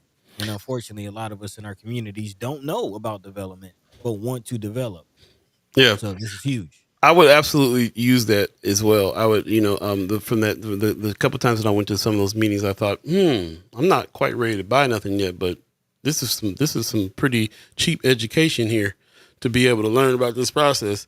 How do you, I can go, I maybe go try to get a job at a development company and learn how it works there. But just to ask Don Curry, who just purchased some bank land and built some stuff on it and is going for it too. Like, this is you have opportunities here right here in our neighborhood, and this always strikes me every time I go to anything the Empowerment Network has on. This what strikes me is that everybody in the room are all these resources all the time that we don't even think about we have in North Omaha. We really got all the answers right here. So here's another organization that can show you how to become a developer, can guide you along this area, and even if you're not ready. And even if you don't do it here, this is, it's free to cheap. It's cheap to free education on how to become a developer, and really kind of, and then you have the opportunity also to have some ownership in some land in our neighborhoods and also gain some generational wealth through that. So, Right. Yep. Go ahead. Sister Tamika also echoing some things that I'm thinking as far as when you follow the money. It's okay to be skeptical, but it's okay to be skeptical. Don't shoot yourself in the foot trying to be self-righteous all the time. Don't chop off your nose to spite your face. Sister Tamika says, if Sherwood Foundation is providing funding to make these properties shovel ready, I don't see an issue. We can follow the money, but what's more important is the terms of the money and what we do with it. A broken clock can be wrong or right twice a day. Like, yes, let's say the Sherwood Foundation is what everybody feels it is and what have you. But if they give the organization, some organization money and the organization does something that actually impacts the community in a positive way, what's really yeah, we should know where the money comes from, but what is the money being used for should be more of the issue than where it came from. Like, I kind of get the sense that people say, oh, it's coming from this, so you shouldn't use it. Like, if it's a resource that we can use, let's use that. And if it becomes a detriment, then that's another conversation. But if we can use that as a leg up, let's make it happen. Yeah, come from business world. In the business world, we don't discriminate on who gives us money for our products. We take that money and do what we're gonna do with it, and we'll continue to do that with anything. We do that with grants and stuff all the time. So if we get a grant to run this show, and then we use that money to run the show how we all decide it needs to be run, then more power to them. There is instances sometimes when these entities align and they feel like you're doing good work, or they just got some money to get rid of. I don't even care why they give it to us because I know what I'm gonna do with it. So that's the deal. Right. Tony, we asked Tony Johnson earlier what the game plan was. Game plan needs to be what Brother Stewart said. Make sure true black leaders are in the conversation before everything goes public. Yeah, I like that. We're going to identify who the true black leaders are and to make sure that those leaders are in the room when decisions are being made, for sure. He says, Tony Johnson says, some of these people are co-signing or just happy to be in the conversation, not interest or experience in property management or real estate. A lot of us aren't experienced in that. So it would be good that these programs exist so that we can get some knowledge for very low cost or free in a lot of ways as well. So appreciate that. Can't wait to, one of the big things that we're going to be doing is in our new iteration of what this show is going to be when it comes back in July, is that we're tightening up on the Chat Chimers Club. So I'll be, there's a lot of people in the chat I haven't met yet. Tony Johnson being one of them. Can't wait to meet. maybe you can come out on Friday on the 7th. We can meet. We're going to do a lot of Chat Chimers kickbacks coming up this summer, and also in the next iteration of the show, so that we can all live alive with each other and speak face to face as well. Not just be on the chat, but actually form a club of people who can who have these ideas and kind of get together with these ideas and take some action on the ideas. So it's going to be a requirement coming up that we all get together and meet in person and be able to discuss some of these things and gather together as a unified group. So that'll be a good time to be able to do that. Just going to the chat real quick again, I see Brother Knight says the people loan to their own people to start their businesses, and that person in turn passes it forward. Good model we see with a lot of immigrant the population. He said that's one thing the Africans got right in the private investment cabals. I see a lot of people do that. I'm from California. I see a lot of Mexican families that do that, start businesses and fund the next business and so on. We can absolutely do that in the Black community as well. Jewish communities. So there's some places in the country that the Black communities are doing that as well. So that's happening too. I just wish it would happen here more for sure. Tony Johnson said, big question is, with all of these resources, why so little attendance and usage of information? Is it personalities, lack of their expertise, lack of their engagements, etc.?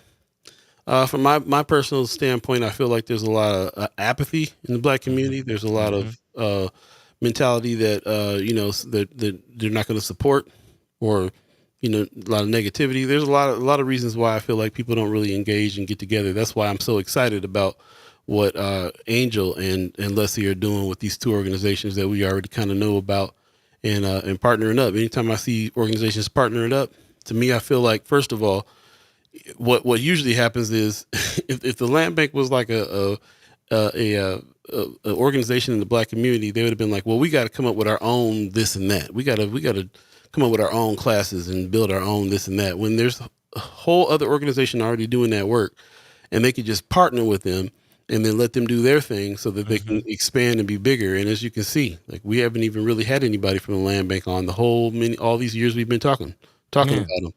Finally do, because there's some synergy happening, some energy going on, and some people in there that are trying to make some change. So I'm excited about it.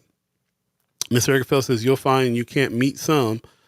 She says they're only on the internet.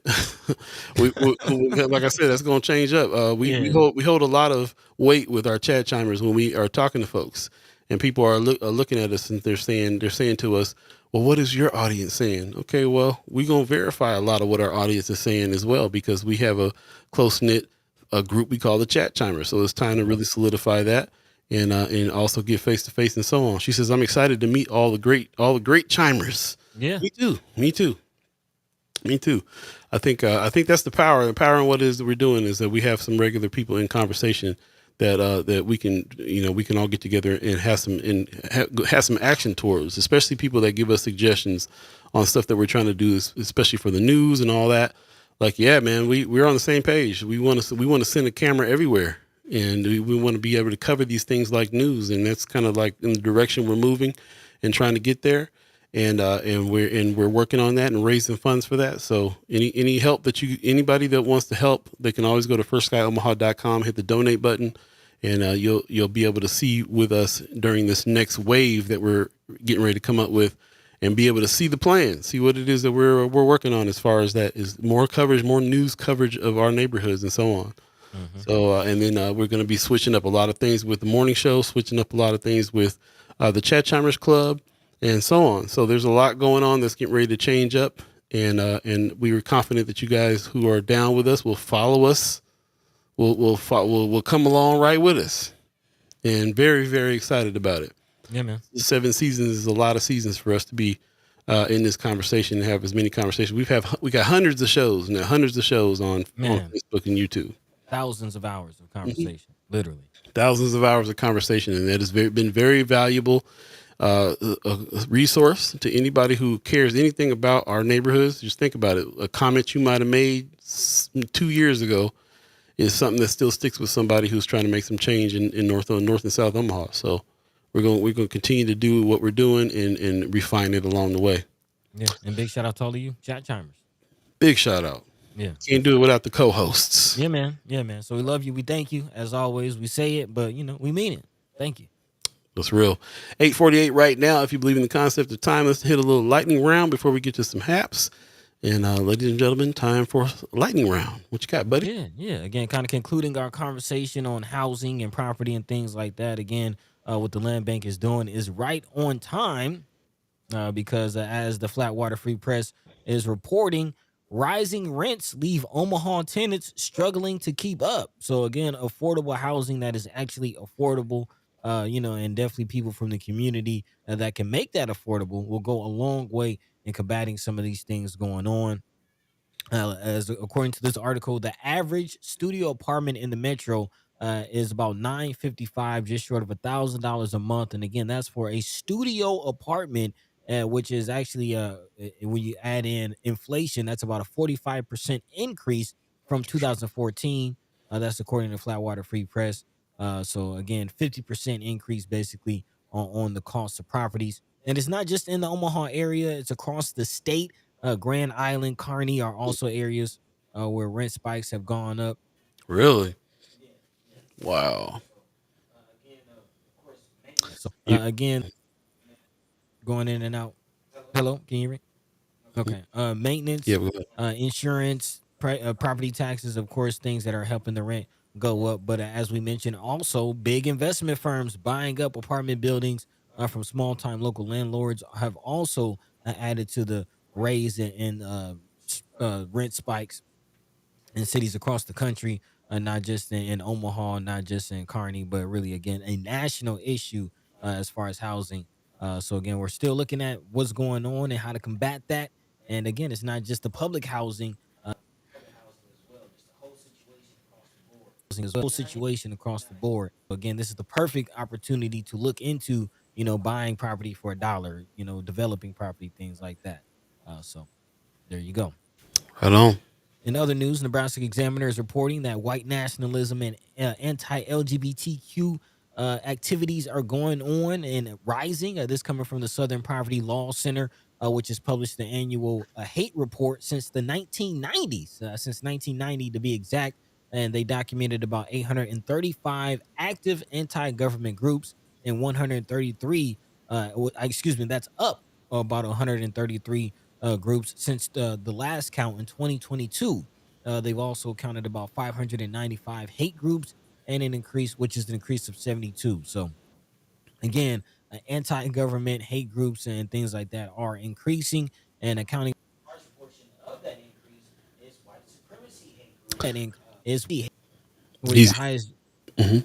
the highest recorded jump from the SPLC, growing 165 over since 2022. So again, is this a Trump effect? What is adding to this? But we can have a lot of conversation about that. That can almost be its own show. But the long and short of it is more hate groups, more anti LGBTQIA, more activities going on, and especially with this whole Trump verdict in this election year. This is a very tense time amongst us. All these protests that's going on across the nation, and it seems like, of course, as campaigns heat up over the summer and going into the fall, expecting more of these types of activities. So yeah, again, that's what's going on. That's what's going on, and that does it for our lightning round. Right on, right on. Yeah, white supremacist groups definitely are on the rise. I think we reported one time before that we had the most in the nation in Nebraska. So the fact that they're on the rise and on the increase, definitely something to be concerned about and keep our eye on in a big way. So we'll definitely do that. Shout out to the Nebraska Examiner for also keeping an eye on those things over there. Cindy Gonzalez and the crew over there do really great work. Working really hard on those things. So Yep. Shout out to them. Also shout out to the Reader crew from back in the day. Just because of our one of our leaders, John Heaston, passing away, we everybody kind of gathered together, and it was good to spend some time with Chris Baby Boy Bowling and Bridget Fogarty and Lynn Sanchez, who just got married, and some folks from the whole Reader crew that have been also doing the same thing, man. Really kind of keeping track of what's going on and really passionate about social justice And so definitely check out the articles in Flatwater, especially the ones that Chris Bowling is doing. And really interesting to see the landscape right now. Now that the reader is not here anymore, we still get a lot of music news from Mark Manor. Shout out to Chad Chimer and supporter Mark Manor. Definitely check out Omaha Buzz and support him as well. And also, it's interesting that the reader and El Perico are back with, and they were purchased by Nebraska Public Media. So that is super interesting, and we've been seeing them kind of chime up on some stuff that I haven't seen too much from them before as well. So the landscape has changed. We're definitely going to be a part of it. We got some things coming ourselves. Also, we're involved with some people and some things that are happening in North Omaha as far as news is concerned as well. It's going to be a very interesting situation coming up, and that's one thing about our industry is it's ever changing in so many ways. So. So it very interesting to see what's going to happen there, and also the documenters is back. So that's another thing that's huge. The documenters now is under Flatwater Free Press. They're going to be seeing a lot more documenters sitting in those city council meetings taking notes, and this helps us because if we don't necessarily have the resources to be down there with cameras, there'll at least be a documenter there because we all collaborate. So. There's some ways that there's a lot more coverage, a lot more things that need to happen where we're keeping track of things like white supremacist groups growing in Nebraska. Who's keeping an eye on that? Who's reporting on those things? This seems like some information we kind of need to know when it comes to what we need to do to keep our safety and so on and so forth. So shout out to everybody who's a part of everything that we're doing here on that. I appreciate Amy H. in the chat saying, what an accomplishment, you guys. Congratulations. I appreciate it. Thank you. Yep. Appreciate the work NOCP is doing. Shout out to Tamika Renee and everybody who's really pushing on some things. So I appreciate that very much and appreciate you very much as well. And we'll continue to make it happen. Definitely. I want to make sure that we highly encourage you to go ahead and sign up to this Reignite to Unite Developer Symposium that's happening. You can get a hold of them. I'll put that in the chat one more time. You can register and they'll have all the information that you need there to be able to go on that tour today and see some of them properties, and then go ahead and get your low cost education on how to be a developer when you engage with what they got going on tomorrow. I think it's going to be a pretty good event. Really happy to see this kind of stuff happening because this was not happening a couple years ago. Man, this was not happening. So shout out to the work that they're doing in a real way. Appreciate that very much.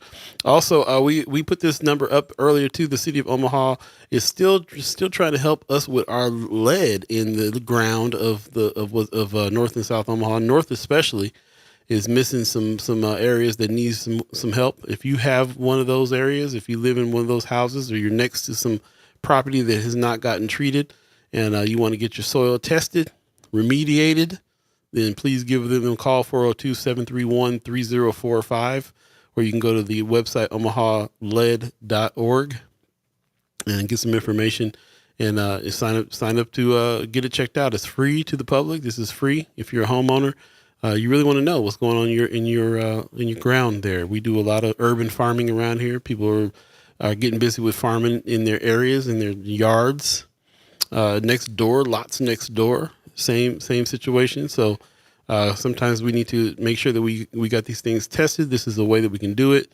We talked about this last show. Somebody mentioned that they had to get sued in order to really decide they were going to make these changes. Litigation. Yeah, man, litigation. But whatever. Now it's here, and we can make it happen. Whatever get her done. Whatever gets it done, for real. So again, hit 402-731-3045 or go to omahaled.org and say, come out and check my spot and see what's going on. I guess before too, it was when I was talking to them earlier, they were talking about back in the day when they were doing the testing, they would come tear things up and wouldn't put it back. So they fixed that situation as well too. If they do the remediation, they'll come and if they have to tear up the yard to kind of get the lead out or do whatever they do for the remediation, they put it back how it was so that people's properties are not getting tore up as well. And it's free. So there's no reason for us to not get our yards checked and try to get that lead out. No reason for us not to do it if we're homeowners. So I highly encourage everybody to give them a call and do that very much. Yeah, man. Right on. Pretty appreciate everybody joined us today. There are some haps that are coming up. I'm trying to see what's happening very soon here. June 7th, so Friday. Eric Thomas is going to be in town, Rebuilding the Village Conference at CHI Center, Omaha. As a matter of fact, oh man, this camera keeps on going out. My bad, y'all. I'm gonna just keep on going because we're at the end of the show anyway. Yep. Rebuilding the Village is happening, and as a matter of fact, Eric Thomas is going to be in town, and I got to talk to you about this, buddy, because we might have a chance to meet him, meet up with him there. And of course, you already know what's going on with us on the same day. On Saturday, we're going to be out and about in Benson First Friday, so come check us out. We can talk about the next wave that's happening from about 4 to 8, a little later on in the evening. We might be out there to about 9, somewhere around there. So definitely come check us out. And we will talk more about this when we come up on Friday, our next show. We're getting down to the wire because we're going on the break on the 15th. So getting down to the last few shows. And a week left. Yep, about a week left in this season. But we'll definitely be out there and can talk about what's going to happen next. And with that, go ahead and leave it there. And then we'll do some more haps when we get down on Friday. There you go. Yep. Again, shout out to Sisters Angel Starks and Miss Leslie Smith for taking the time to speak with us. Shout out to all of you chat chimers for letting your mind be free, letting your voice be heard. Again, we're looking forward to meeting a lot of you in person and living alive with each other and just kind of putting a face to the name, man. Like, it's cool to see your name here in the chat. But when get to press your hand and give you a hug and just feel your vibe and put a name to the face, and when I see the name in the chat, it just means that much more that we built that personal connection, man. So again, let's live alive with one another. Let's get in each other's space. Check us out on Friday. We'll be out there on the market, on the grounds. Benson First Friday going down right by Reverb Lounge. That all rhymed. That was nice. But yeah, come check us out. Come check us out, man. And looking forward to seeing you next time. In the meantime, between time, Paul B. Yo. Take it away, man. Tamika Renee's got a suggestion out here. She says, if someone is available and interested in attending the Land Bank Symposium today and tomorrow and willing to share feedback with us and First Sky, NOCP will sponsor the cost. Okay. So there you go. There was a little bit of cost involved there. Again, we'll put this in the chat, and definitely register for that. As you can see, if there's somebody who's willing to come back and do a little reporting on it, NOCP will cover that cost. Shout out to you, Tamika Renee, for putting that together for us. That is beautiful. Yeah, helping us with the reporting. That's what we're talking about. This is a community, so really appreciate that very much. Big time. Miss Erica Fell says, great show with wonderful guests and motivation. Be sure to drink water and be good to yourselves. Thank you. Pop says, beautiful show. See you all on Friday. I appreciate that very much. And can't wait to live alive with one another Friday as we're going to be hanging out. We'll be out and about, so definitely talk soon. And we'll tackle some of the questions and some of the other subjects that you guys are bringing up here on Friday as well, and special guests. So stay tuned for what's going on Friday. Be sure to tune in. Tell a friend. I want to give thanks to the Omaha tribe elders for allowing us to be on this land and speak while we're here. Shout out to our elders for allowing us to speak before you. And shout out to you, the chat chimers, who hopefully will get to know up close and personal soon.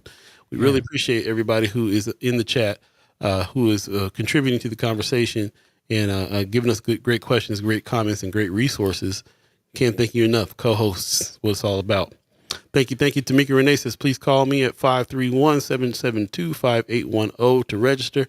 Get with her. And if you are inclined to go, but were deterred by the cost, and her organization will pay that cost if you agree to come back and tell us about your experience. So I really appreciate that very much. I can't tell you, it's the kind of collaboration we need around here for real. Yeah, man. Yep. With that said, we're going to get out of here. So thank you. We'll see you Friday. You guys take care of each other. We'll see you in person Friday, hopefully.